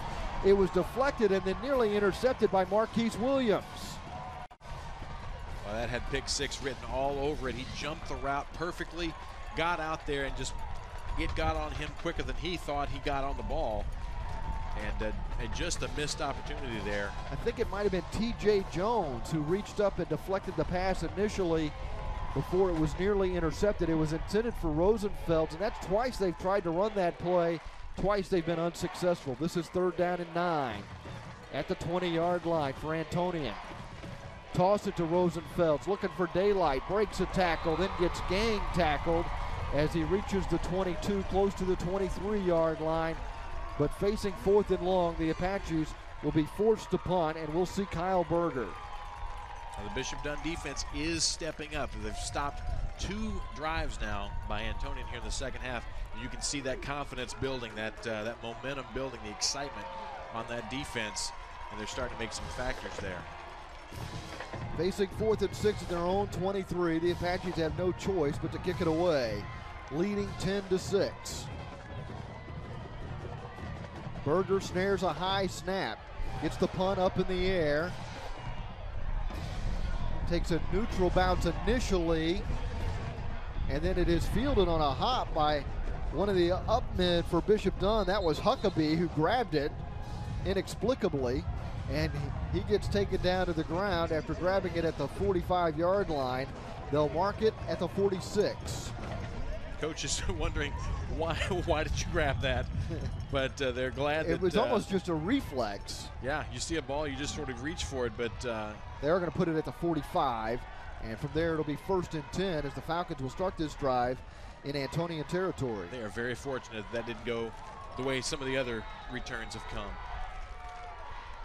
Robb is out wide to the right. Roberson is the slot receiver on the right side. Also to the right is Sanders. Miller is to the left, and now Sanders comes in motion to the left. Simon runs that quarterback draw, which he did so successfully on the previous drive, and he's down on a knee at the 38-yard line, a gain of 7. They're doing a lot of really positive things out of that big wide spread that's it's keeping Antonian on their toes. And tell you what, Micah Simon's been electric so far in this second half. He really has taken over here as they've gone more to this spread formation in the empty backfield. They've got Cunningham as a slot receiver on the left side, lined up alongside Miller with 3 receivers to the right. Cunningham goes motion to the right, handoff on the fly sweep that resulted in a touchdown a moment ago, going the opposite way this time. Then Cunningham runs it up the middle to the 30-yard line, picking up a first down with a gain of 9.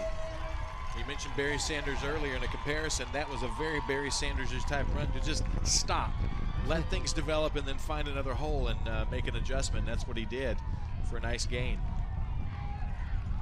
Bishop Dunne staring at the sideline, getting the play called. They've got the wind at their back, both literally and figuratively right now, as momentum is with the Falcons. Again, Cunningham in motion. They fake the fly sweep, throw it deep for Miller down the left side. He makes a terrific catch at the goal line. Touchdown, Falcons, and Bishop Dunne has the lead. There is a penalty marker. I think they're going to get Antonian for pass interference down there. Philip Guillaume on the coverage, and he's done a great job on Miller all day. The penalty is declined. Touchdown, Falcons, and they have the lead for the first time this afternoon. I had a hunch they might try something deep. You talked about the wind and a chance to go air it out, and he did. And Miller has shown great hands all day long, and he really came up big there with a huge catch in the end zone. So Esparza, who missed the previous extra point, is on again. This out of the hold of Cunningham. Good snap, the play's down, the extra point is up, and this one is good. No doubt about that one. So with 5:27 to play here in the third quarter, Bishop Dunne, thanks to that long touchdown pass to Miller and a fantastic catch, despite great coverage from Philip Guillaume, the Falcons have the lead. Pete, we've got ourselves a football game. We sure do. And it's come down 2 huge plays by Bishop Dunne. The long sweep by Cunningham and then the long pass play to Miller. And they're using that athleticism. And they've added that want to that you talked about, that Michael Johnson saying that, you know, they were worried about the other team wanting it more. I think that want to has swung to their side. Yeah, it looks like they had a fire lit under them during halftime. Yeah. I didn't see any smoke, but I think you're right. Esparza has it teed up, but the wind blows it down. They may need to get someone to hold it here. The wind really seems to be, believe it or not, and it's been blowing up to 36 miles an hour. I think it's picked up in velocity, and it's more of a swirling wind now. And that's been definitely evident on the way these kickoffs are coming down. They're not coming down in a normal way. They're kind of, you know, it's fooled several of the return men. It'll be Joshua Drayton to hold it on the tee here for Esparza. Marquise Williams is ready to volunteer for the duty, but he gets waved off.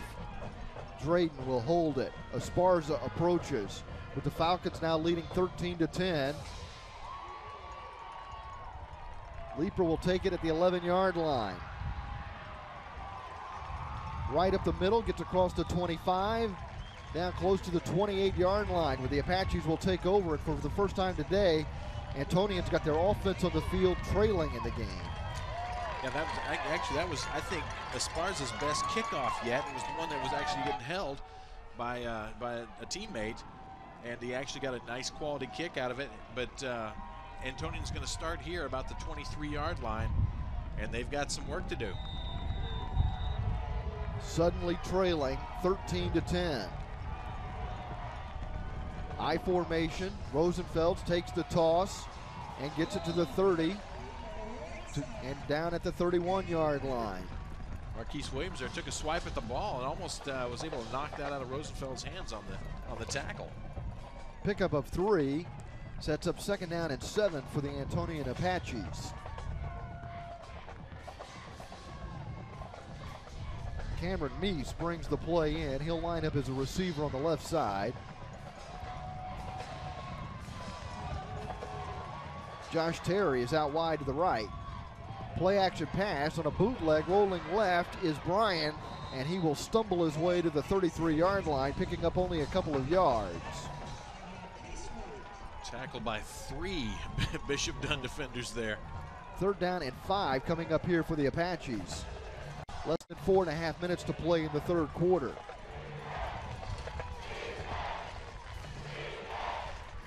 Falcon fans starting the chant of defense. Many of them on their feet making noise here at Wildcat Stadium in Temple.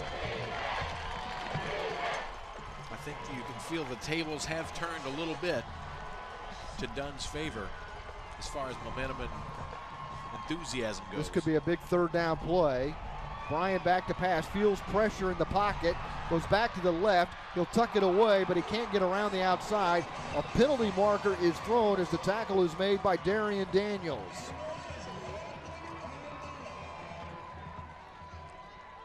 Yeah, that pocket collapsed on him. He wasn't able to sit there like he had in the first half and get some passes away. Had to escape, rolled out left. And a personal foul face mask will advance the football 15 yards. The Apaches will have a first down by penalty, and we'll take another look at the Peyton Bryant scramble, and Daniels grabbing his face mask. He was looking for Josh Terry deep downfield. Terry had a little wave to him, but had to tuck it down and roll out. But fortunate to get that face mask penalty to extend the drive. 1st and 10 at their own 48-yard line. The penalty keeps the drive alive for the Apaches, and they go right back to their workhorse running back, Daniel Rosenfeld, who plows his way into Bishop Dunne territory to the 47-yard line. A gain of almost 5 yards. Call it 2nd down and 5 for the Apaches. Now Bishop Dunne hopes that penalty isn't as damaging as some of the special teams mishaps they've had. They don't want to give that opportunity to Antonian here. Tabbitt out wide to the left, Terry to the right side out of the I formation, give the first man through, burst into the second level, and Isaac Holguin gets tackled by a linebacker as he gets to the 39-yard line. He's got a first down for Antonian. Nice quick burst up the middle there for Holguin, and gets that first down. Making the tackle was Travis Cook. Tries to keep that defense honest. They can't focus completely on Rosenfeld all day long. If they can get little plunges like that from Holguin, that helps out the entire offense. Tenayuka and Tabbitt are the two receivers on the right side. The toss to Rosenfeld's got a seam, got an opening into the secondary and all the way down to the 17-yard line. A gain of 22 and another first down for the Apaches. Nice job there holding back for his blockers and then hitting that hole, that little burst. Just kind of meanders his way through. Tried the stiff arm, but was drugged down there inside the 20. But another big play by Rosenfeld. Tenayuka goes out wide to the left. Tight end on the right side. Handoff up the middle. And a stone wall. Holguin this time had no opening to get through and gets pushed backwards. Daniels and TJ Jones were there for the Falcons. No gain on the play, or a minimal gain. In fact, let's call it no gain. 2nd down and 10. Apaches in the red zone here. They definitely want to come away with points. Either even the score or take that lead back. Tabbitt and Tenayuka go to the left side of the formation. Noah Burns is a tight end on the right side. Rosenfeld runs left, gets inside the 15-yard line, and never does go to the ground until after the whistle. And Apache fans are going to be looking for some sort of flag, but there's no penalty marker down for unnecessary roughness. He gets stacked up right here and still churns those legs. And right here at the end, and the whistle blows, and he sort of gets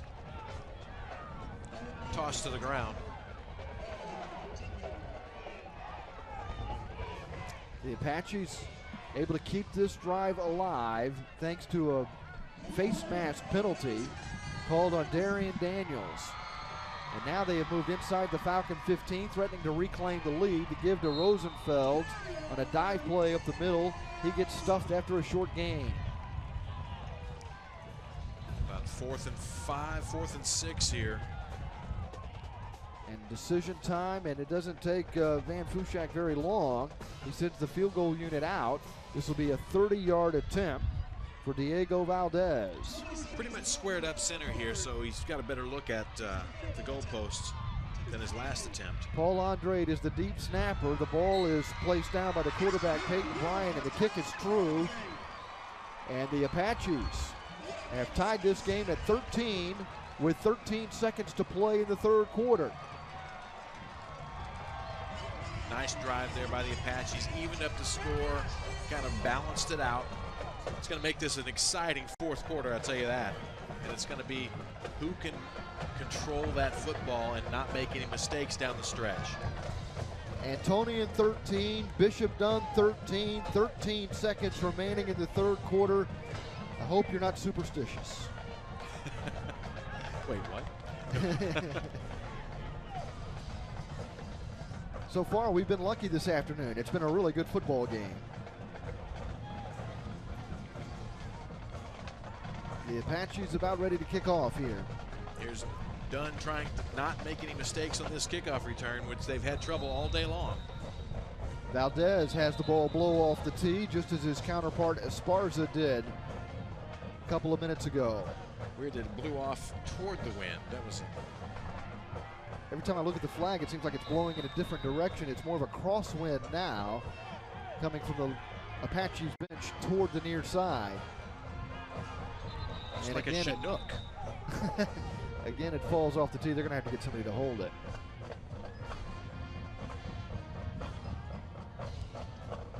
There's a look at Old Glory this afternoon on a windy day in Central Texas. It's almost like a spring day here with the windy conditions and the warm weather. All the trees are gold and orange and red, though. November in like a lamb, out like a lion. I don't know.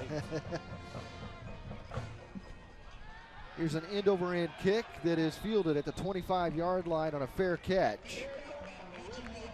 Catching it cleanly was Reggie Roberson, the sophomore. That's the smart play there, not to make any mistakes. Let's keep this thing and let our offense do what it's been doing well. It's what Coach Johnson has wanted to tell his players.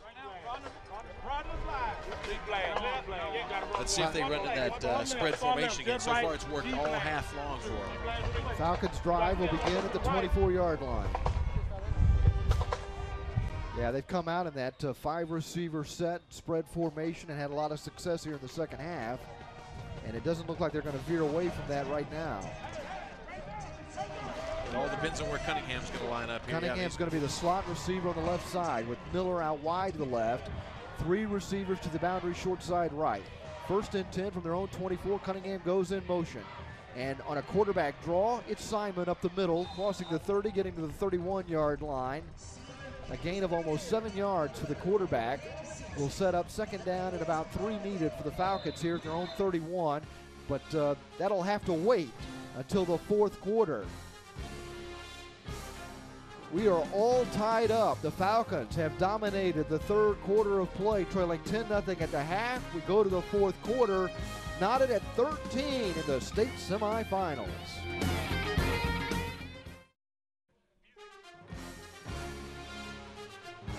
We're at Wildcat Stadium in Temple this afternoon for the TAPS Division I state semifinal game between Dallas Bishop Dunne and San Antonio Antonian.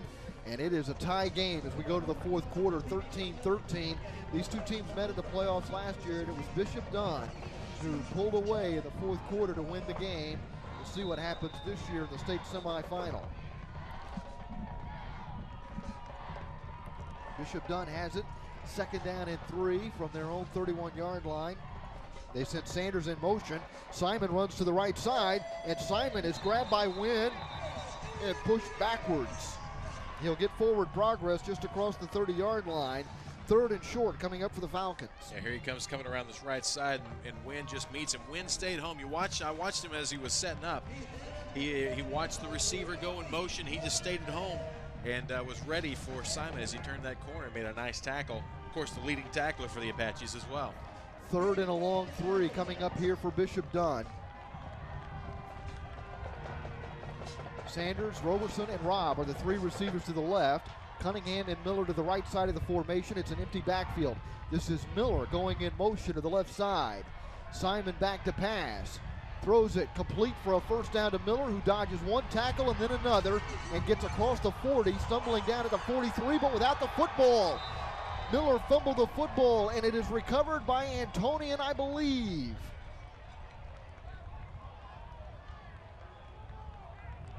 No, it looks like They Dunne. unpile the humanity, and it's the Falcons who come away with the football. We'll get another look at it. I think Roderick Fredia somehow found his way at the bottom of that pile and pulled it out. Stripped right there by Sparks. You know what? The Apaches did have it, and then they fumbled it.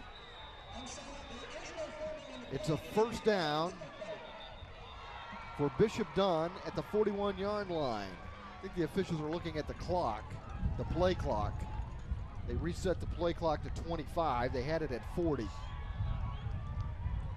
Yeah, consider that the bullet dodged for Bishop Dunne, because this is a very positive drive, a nice play by Miller, and then got it stripped. But Freedy, a great play to get his nose in there and recover that that fumble to keep this drive alive. First down for the Falcons at the 41-yard line.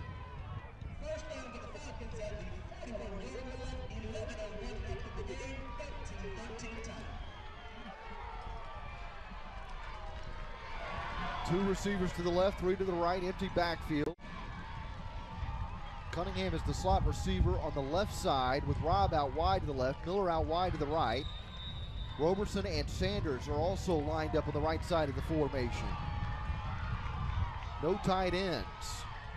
Mantu delivers the snap as Sanders goes in motion, fake the fly sweep, and it's Simon into the secondary, across the 50 to the 40, and all the way down to the 35 before he gets spun down close to the 32-yard line.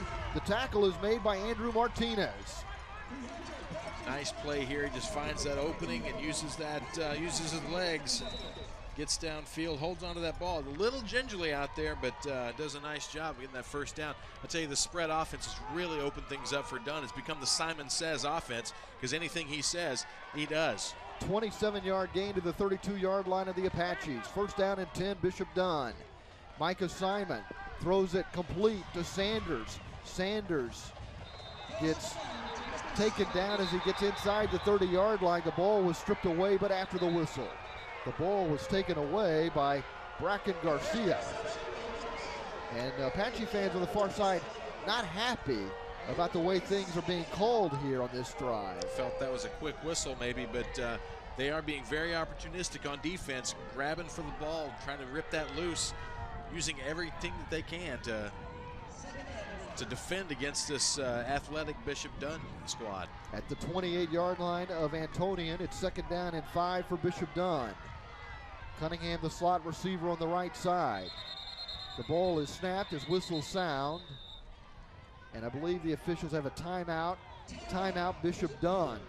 Bishop Dunne calls a timeout with 9:48 to play in the fourth quarter with the football at the Antonian 28-yard line, tied with the Apaches 13-13.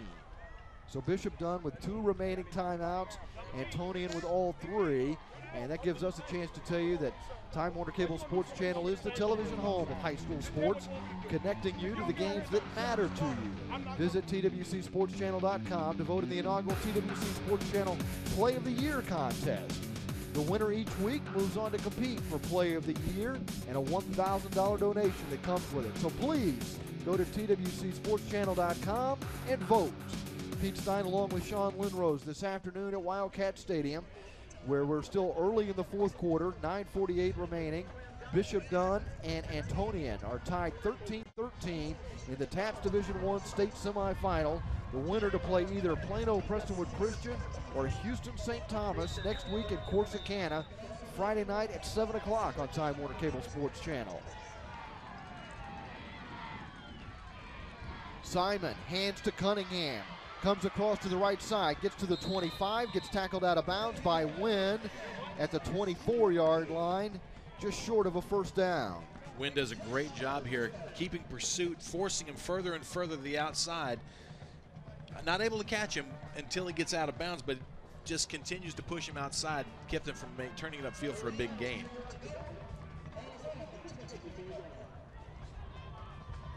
See the no huddle for the Falcons, but not really a hurry-up offense. They get the play call from the coaching staff. They got about 4 guys giving hand signals. 3 receivers to the left, 1 to the right. Cunningham is now in the backfield as they go back to the pistol formation at the 24-yard line of the Apaches. They fake the handoff. Simon keeps it, splits 2 defenders. He's high-stepping and walking into the end zone. Touchdown, Falcons. Nice athletic play there by Simon. Quick misdirect, gets around, finds a hole, and then he's gone. Bishop Dunne takes a 19-13 lead with 9:34 to play here in the fourth quarter. Esparza on to try the extra point.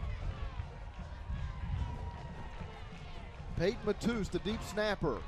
Sanders places it down. Esparza kicks it high, and it spins between the uprights to give the Falcons a 20-13 lead, up by 7 with just over 9.5 minutes to play, thanks to the way Micah Simon has run the football in the second half. Yeah, does a nice job of making the quick fake to Cunningham and then keeping it, going left, and then cutting upfield. And all the defenders there after that are are out of the play due to coverage, and he just makes it, hightails it for the end zone. And it has become a second half of Simon. Well, he's got some great blocking up there, just as Cunningham did on his long run. So Micah Simon, the senior quarterback, a third-year starter, has given the Falcons a 7-point lead with just over 9.5 minutes to play. They started this season with one thing in mind, and that was playing for a state championship. And Simon has been terrific here. He's really been the leader of the team, and he's taken over in the second half. He has. Now Antonian's got to find an answer in the way to establish that run. Get Rosenfels going again and allow that offensive line to make those holes. Because Dunne has done a nice job this half of plugging those holes a little bit better than they did in the first half. So Esparza kicking off, the ball being held by Joshua Drayton, blowing off the tee on a warm, windy fall day in Temple, Texas at Wildcat Stadium. Leeper takes the kick at the 10-yard line. Looks for blocks and gets him, has a seam to the 30-yard line, bounces off a tackle, regathers himself, and gets out of bounds at the 34-yard line. Good field position for the Apaches. They'll put the nose of the football right at the 35. It's a nice definition of wherewithal. Had the wherewithal to figure out how to get out of that and swing around and get a few more yards out on a nice return there.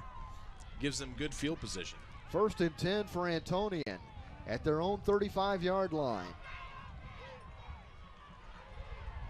Peyton Bryant jogs toward the huddle.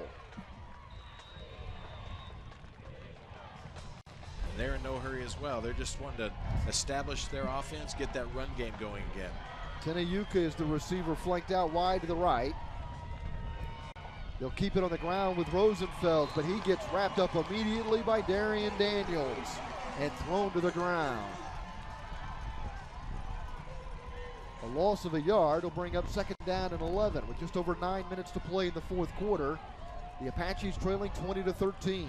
As much as Dunne is really plugging that middle up, there's a good opportunity with the wind behind them for them to go play action here and get something downfield with Peyton Bryant's arm and see if they can get a little bit loosened up in that defense. Neese and Tenayuka, the two receivers to the right. The toss goes to Rosenfels, trying to run up the middle. Gets across the 35 to the 36-yard line. It's only a gain of about 3 yards. It'll bring up 3rd down and 9. And Dunne has really ratcheted it up on the defense there and is shutting down that line of scrimmage.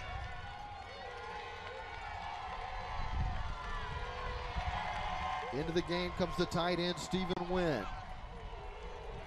That's almost a full 10 yards, Pete. They got a long ways to go here. And they're looking more one-dimensional than they had been. Tenayuka is out wide to the right. And Peyton Bryant gets wrapped up just as he pulls away from the center. Meeting him in the backfield was Marquise Williams. You could not have timed that any better than how he did, hitting that line of scrimmage at the snap of the ball. It looked like they were reading the Apaches' mail. They knew what was coming. Never any chance for the senior quarterback to do anything. Very fortunate he held on to the ball, because that could have been a disaster more than it was just a sack. But a great play. Facing 4th and 15 from their own 30-yard line, Antonian is forced to punt. Kyle Berger gets the snap. And Berger gets off a good punt with the wind at his back. Sails it out of bounds, and we'll see where the officials mark it. They're going to say it's at the 32-yard line, so it's a 38-yard punt, no return. And that wind is pushing it our direction, this way. And we've seen a couple of punts come out this direction. That one probably had a chance to go a little further, but hooked it. There's Micah Simon's passing numbers today, 10 of 16 for 135 yards with a touchdown pass, but he's also done a lot of damage on the ground today, gaining 85 yards on 9 carries with a touchdown. And most of that in the second half. Like, he's really turned it up. They've gone to this spread formation and empty backfield, and Simon has called his own number on several occasions for big gains. This time he hands off to Sanders on the fly sweep, and Sanders is ushered out of bounds as he gets to the 40-yard line. A gain of 8, second down and 2 for Bishop Dunne. Just over 7 minutes to play in the fourth quarter. Probably winding down to getting close to where the clock is becoming a huge factor. Right now there's still a little bit of wiggle room there, but Antonian needs a stop here. Rob Roberson and Sanders to the left. Cunningham in motion to the left. Takes the handoff on the fly. Sweep cuts back toward the middle.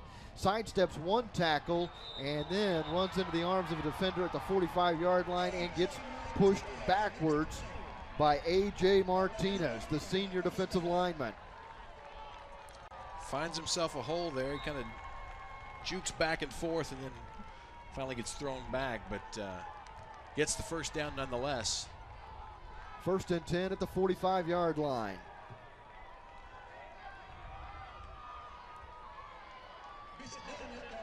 Staying with the spread formation, Cunningham slot left, Rob out wide to the left. 3 receivers to the right, Sanders goes in motion, fake the handoff, Simon up the middle, and Simon carries it to the 49-yard line before he's brought down by Kyle Cantu. Also in on that tackle for the Apaches was A.J. Martinez. Looks like at halftime, Bishop Dunne's coaching staff just tore out whatever plays they were calling in the first half and trashed them because they've gone to this spread offense and have not looked back since. And they've only run, what would you say, 3 or 4 plays out of this formation? That's about it. They haven't had to veer from it. Cunningham takes the handoff on the fly sweep, coming to the right. Just runs past would-be tacklers up the right sideline. And he's not down until he gets to the 12-yard line. He gets down there, gets turned around. You'll see here, he comes around the inside, pops it to the outside, and then as he's getting hit, kind of works his way backwards for another 3 or 4 yards before getting popped out of bounds. But we've seen that run a couple times tonight, running that jet sweep. A gain of 38 to the 12-yard line. Handoff, Cunningham bouncing out to the left side, throws a stiff arm as a flag is thrown. He's inside the 5, out of bounds on the far side of the 3-yard line, but a flag down at the 13. Probably going to get holding here. And if you notice, that's the first time they haven't run that spread offense in quite a while. Went to something a little more traditional, and we see our first flag in a long time. Yeah, Bishop Dunne has really done a good job cutting down on the penalties compared to what they had last week against Midland Christian. This plays coming back.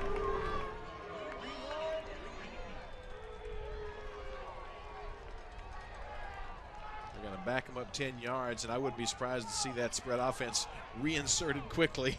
It will be a first down. The penalty is assessed, and the ball is placed down at the 22-yard line. There's Cunningham's number, 16 carries, 158 yards on the ground with 1 touchdown. He's been a workhorse, but Micah Simon's done most of the damage here today. This is 1st and 20. Need to get to the 3-yard line for a first down. Sanders goes in motion to the left side. Roberson makes the catch inside the 15, turns upfield and gets tackled at the 10. Kyle Cantu is there to make the tackle. Nice job of just setting up in the pocket, making a quick release, finding his receiver. Good job by Roberson to use his body to protect it, get around the corner, and make a few extra yards. Football placed down at the 10-yard line. Call it 2nd down and 7.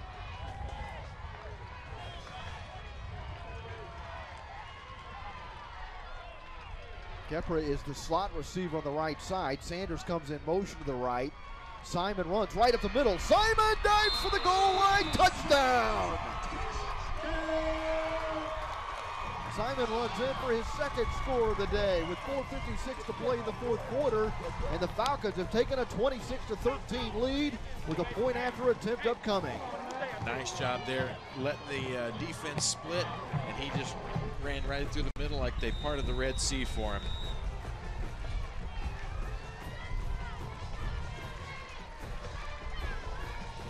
Toos will snap it to Sanders, who will hold it. Esparza will kick it right between the uprights, giving Bishop Dunne a 27-13 lead with 4:56 to play. And the Falcons, who were down 10-0 at the half, have come storming back here in the second half, thanks in large part to the quarterback, Micah Simon. Does a nice job of getting up the middle and shedding a couple tackles there and making a reach and dive for pay dirt. Simon with a 10-yard touchdown run. He's closing in on a 100-yard rushing day. 99 yards and 11 carries and 2 touchdowns. The senior quarterback, the leader of this team, a 3-year starter. And all of the goals that this team had set for themselves and that he had set for himself are within sight now. A berth in the state championship game.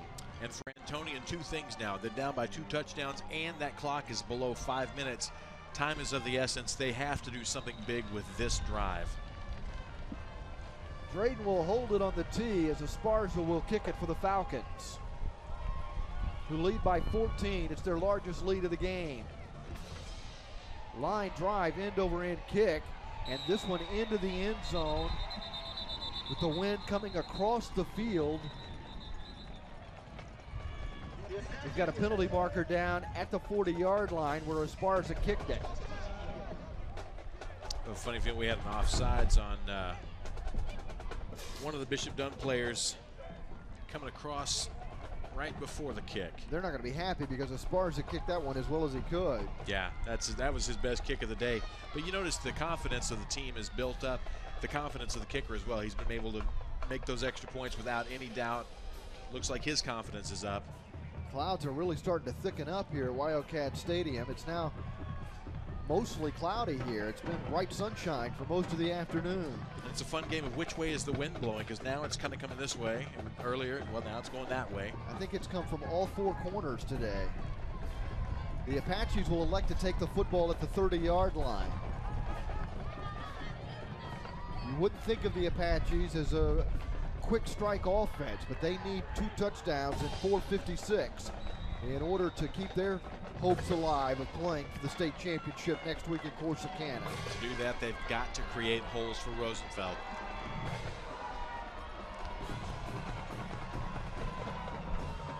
Rosenfeld takes the handoff, and he carries a would-be tackler across the 35 down to about the 37-yard line.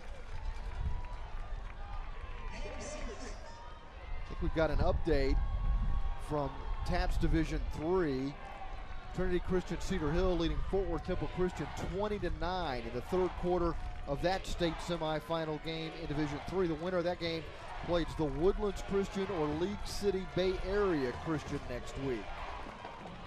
Rolling out to the right, throwing on the run. The pass is complete to Wynn at midfield. Then the ball pops loose, and it bounces right into the hands of Dalen Sutton.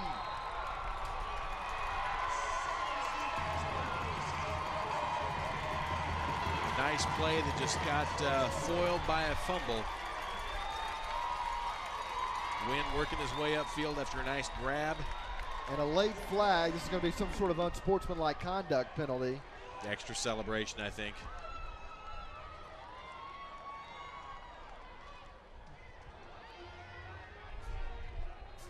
You saw Wynn as he's turning upfield, kind of gets upended. The ball comes loose and quickly recovered by Bishop Dunne. Antonian looked for just a half second like they were going to have a big play and move into Falcon territory, and then the ball popped loose, and it was a easy play for Dalen Sutton, who's got good hands. But after the penalty is assessed, The Falcons will take over at their own 26-yard line, but they've got a chance to run off a lot of the remaining 4:13. Antonian does have all 3 timeouts remaining. That was a costly fumble. That one has to hurt. They've got to somehow find a way to get that back. That is not the way Wynn wanted to see his day end. A senior who's been a great two-way player all season for the Apaches. Simon wants to run again, looking for his 100th yard of the game, and may have the 1 yard he needed to get to the century mark, but not much more than that, as he's tackled hard along the boundary. By Wynn. I tell you what, he has a nose for the ball. He reads like a linebacker, comes down the line, continues to stretch it out, and then fights off a block and makes a huge tackle. He's looking to separate somebody from the ball as well. He wants to make up for his fumble. Simon only able to get back to the line of scrimmage. It'll be 2nd down and 10. They marked it at the 26. Out of the pistol formation. Matus with the snap, the handoff to Cunningham, and Cunningham burrows his way to the 33-yard line. And Dunne here is using just about every ounce of that clock on every play clock they can. 7-yard gain brings up 3rd down and 3, and we wonder here when Antonian might start to use their timeouts as we approach the 3-minute mark. There's still 20 seconds on the play clock. This play right here is key for them. Kind of surprised they didn't use a timeout there. Play clock is down to 10.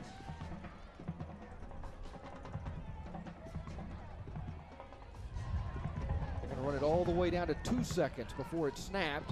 Handed off to their short yardage specialist, Kepra, who gets it to the 36-yard line. It's really close to a 1st down. It looked like he had enough, but we'll see if they measure here. They got a good surge.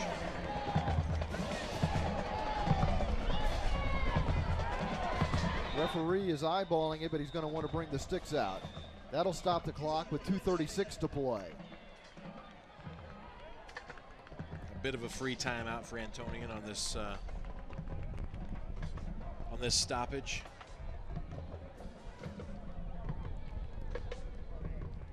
I think he's going to have it by about the nose of the football. You are exactly correct, sir. That's a huge 1st down for the Falcons with 2:36 to play, leading by 14.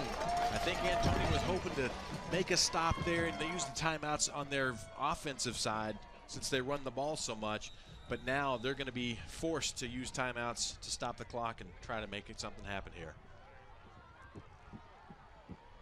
Cunningham lines up behind Simon in the pistol formation. Clock is running once again down to 2:20, 9 seconds on the play clock. Simon just looking at that play clock before getting Matus to snap it. The snap is chest high. The handoff is to Cunningham, who's in jail and cannot escape. And again, it is Wynn making the tackle back at the 32-yard line. That'll be a loss of about 4 yards on the play, and now the Apaches will call a timeout with 2:03 remaining, trailing 27-13.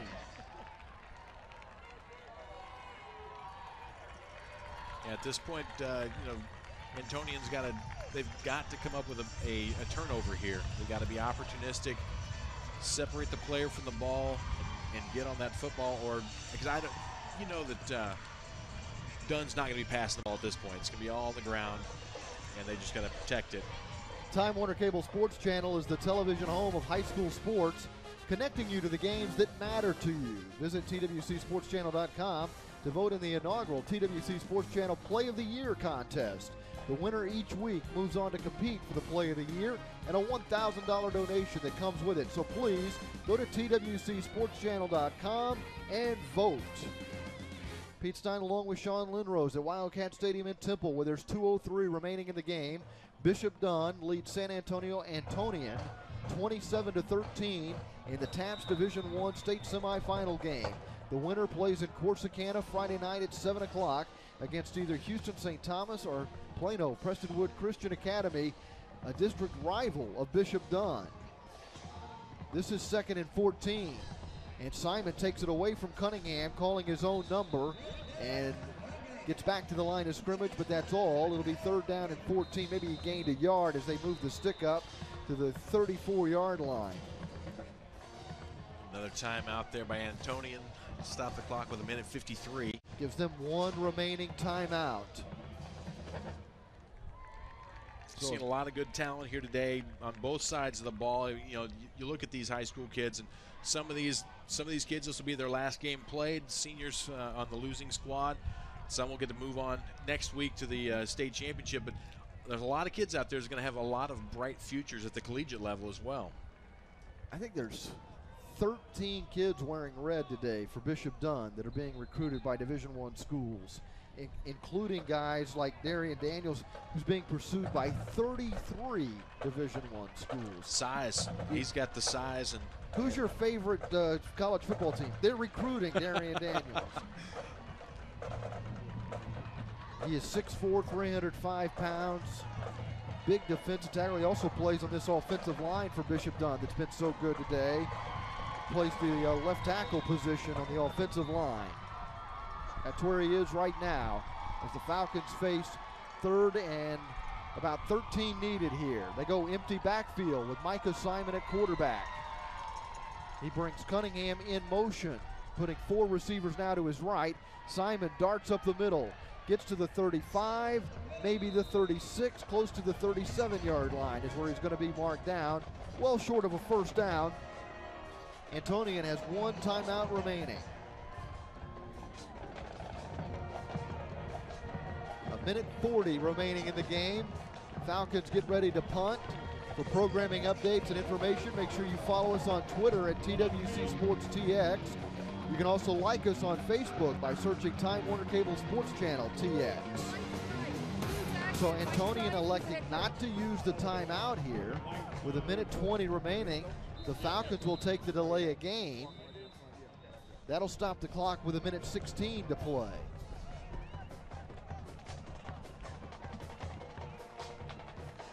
So Sean Lindrose will have a chance to visit with Michael Johnson, the winning head coach, and Micah Simon, our player of the game.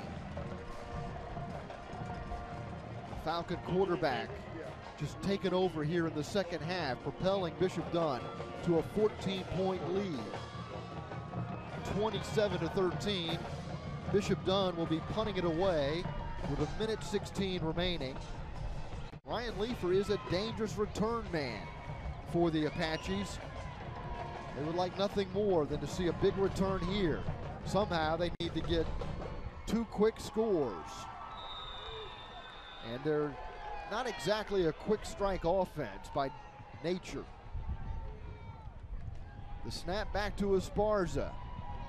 Sidewinding punt, hits at the 30-yard line. Bounces inside to 25, scooped up by Leifer coming left. Leifer has room down the sideline. Steps out of bounds at the 42-yard line. So that's where Antonian takes over. 1st and 10 with 1:03 to play, trailing by 14 points.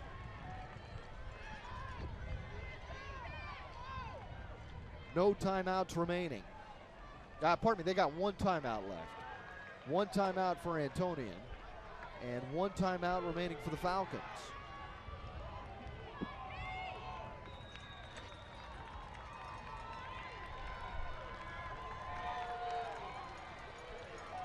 Paul Andrade ready to snap the ball to the quarterback, Peyton Bryan. Rosenfeld's out of the backfield, motion right. Bryan loads it up and throws it deep for Wynn, who makes the catch and then coming down, lost the handle as Dalen Sutton was there to make the tackle and break up the pass.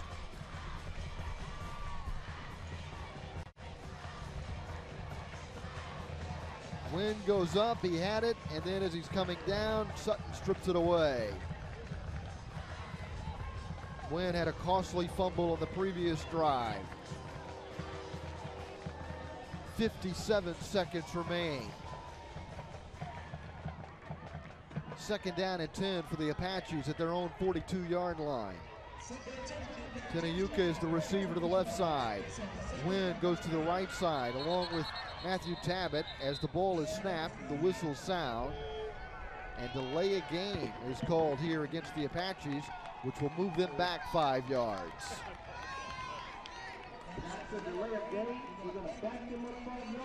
Well, Antonian's 10-game winning streak is on the verge of being snapped here in the Division I state semifinals. They had not lost since a Week 3 game against Bernie. Peyton Bryant steps up in the pocket, elects to run, and fumbles the football as he gets to the 44-yard line. It appears the Apaches have recovered at the 45, and it's Tabbitt who recovered the fumble.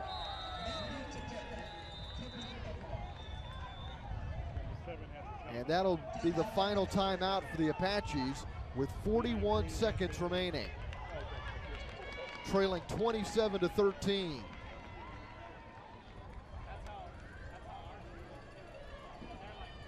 Again, we'll have a chance to hear from the victorious head coach. Right now it appears that'll be Michael Johnson and Bishop Dunne.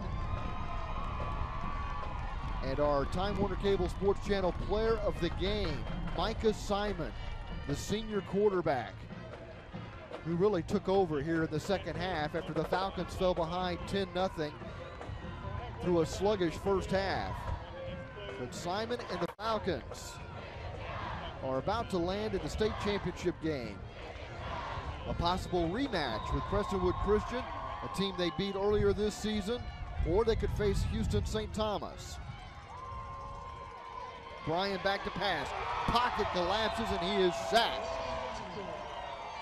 And it's Darian Daniels getting to the quarterback, along with Jordan Robertson, a junior defensive lineman. Back to the 36-yard line. 4th and 16. Clock rolling, 20 seconds remain.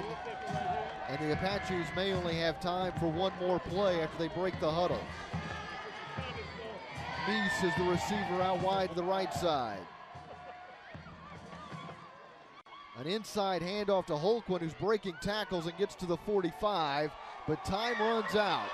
For the Apaches, the season comes to a disappointing end, the same way it ended last year with a loss to Bishop Dunne. But the Falcons are soaring and into the state championship game with a 27-13 victory, thanks in large part to the play of their quarterback in the second half. The senior Micah Simon carries the Falcons on his shoulders. And after trailing 10-0 at the half, Bishop Dunne comes all the way back to beat San Antonio Antonian by 14. The Falcons are Corsicana bound to play in the TAPS Division I state championship game. Bishop Dunne with a 27-13 victory over Antonian Prep from San Antonio. The Dallas school is headed to Corsicana to play in the state championship game, and that's been the goal of head coach Michael Johnson and the Falcons all year long. And Michael Johnson is standing by with Sean Linrose. Down here with winning head coach Michael Johnson, Bishop Dunne. Talk about this win, how big it is for the school. It's a big win for our school. It's been a long time, 24 years. Since 1990, we went to a state championship. I'd like to just thank everyone. I'd like to thank our president, our administration, our faculty, our staff, these parents, and especially these young men to my left. They did a heck of a job. They bought in, they fought in, and now they're going to the state game. I had a chance to talk to Kenneth Davis, your athletic director, at halftime. Talked about the goals of this team, and that the state championship is the goal, and you've got one more step to go. Yeah, we're not satisfied with this win. We're happy with the win because it gets us to our goal, but the state championship is our goal. That's what we worked hard all summer for. That's why we was in there lifting. That's why we had tour days. Guys had to wake up at 5 o'clock in the morning, and so this is for this state game. And so yes, we are excited about it. Nice, tough opponent over there from Antonian. You guys really put up a good fight. Tough first half, but you came back and was able to overcome adversity. Yeah, like I was telling the gentleman early on, this is the semifinals. And so you could take everything out the window. They're going to give us their best game, and we're going to give them our best game. And we had to make some halftime adjustments. We saw we went to a 4-3 defense from a 3-4 defense, something that we had to make that adjustment. And our guys bought in and fought. But Antonian, Coach Fushak, did a heck of a job with that football team. I'm proud of that bunch over there, but I'm much proud of my guys as well. All right, thanks a lot, Coach. Nice game. Good luck next week. All right, thank you. Watch out behind you.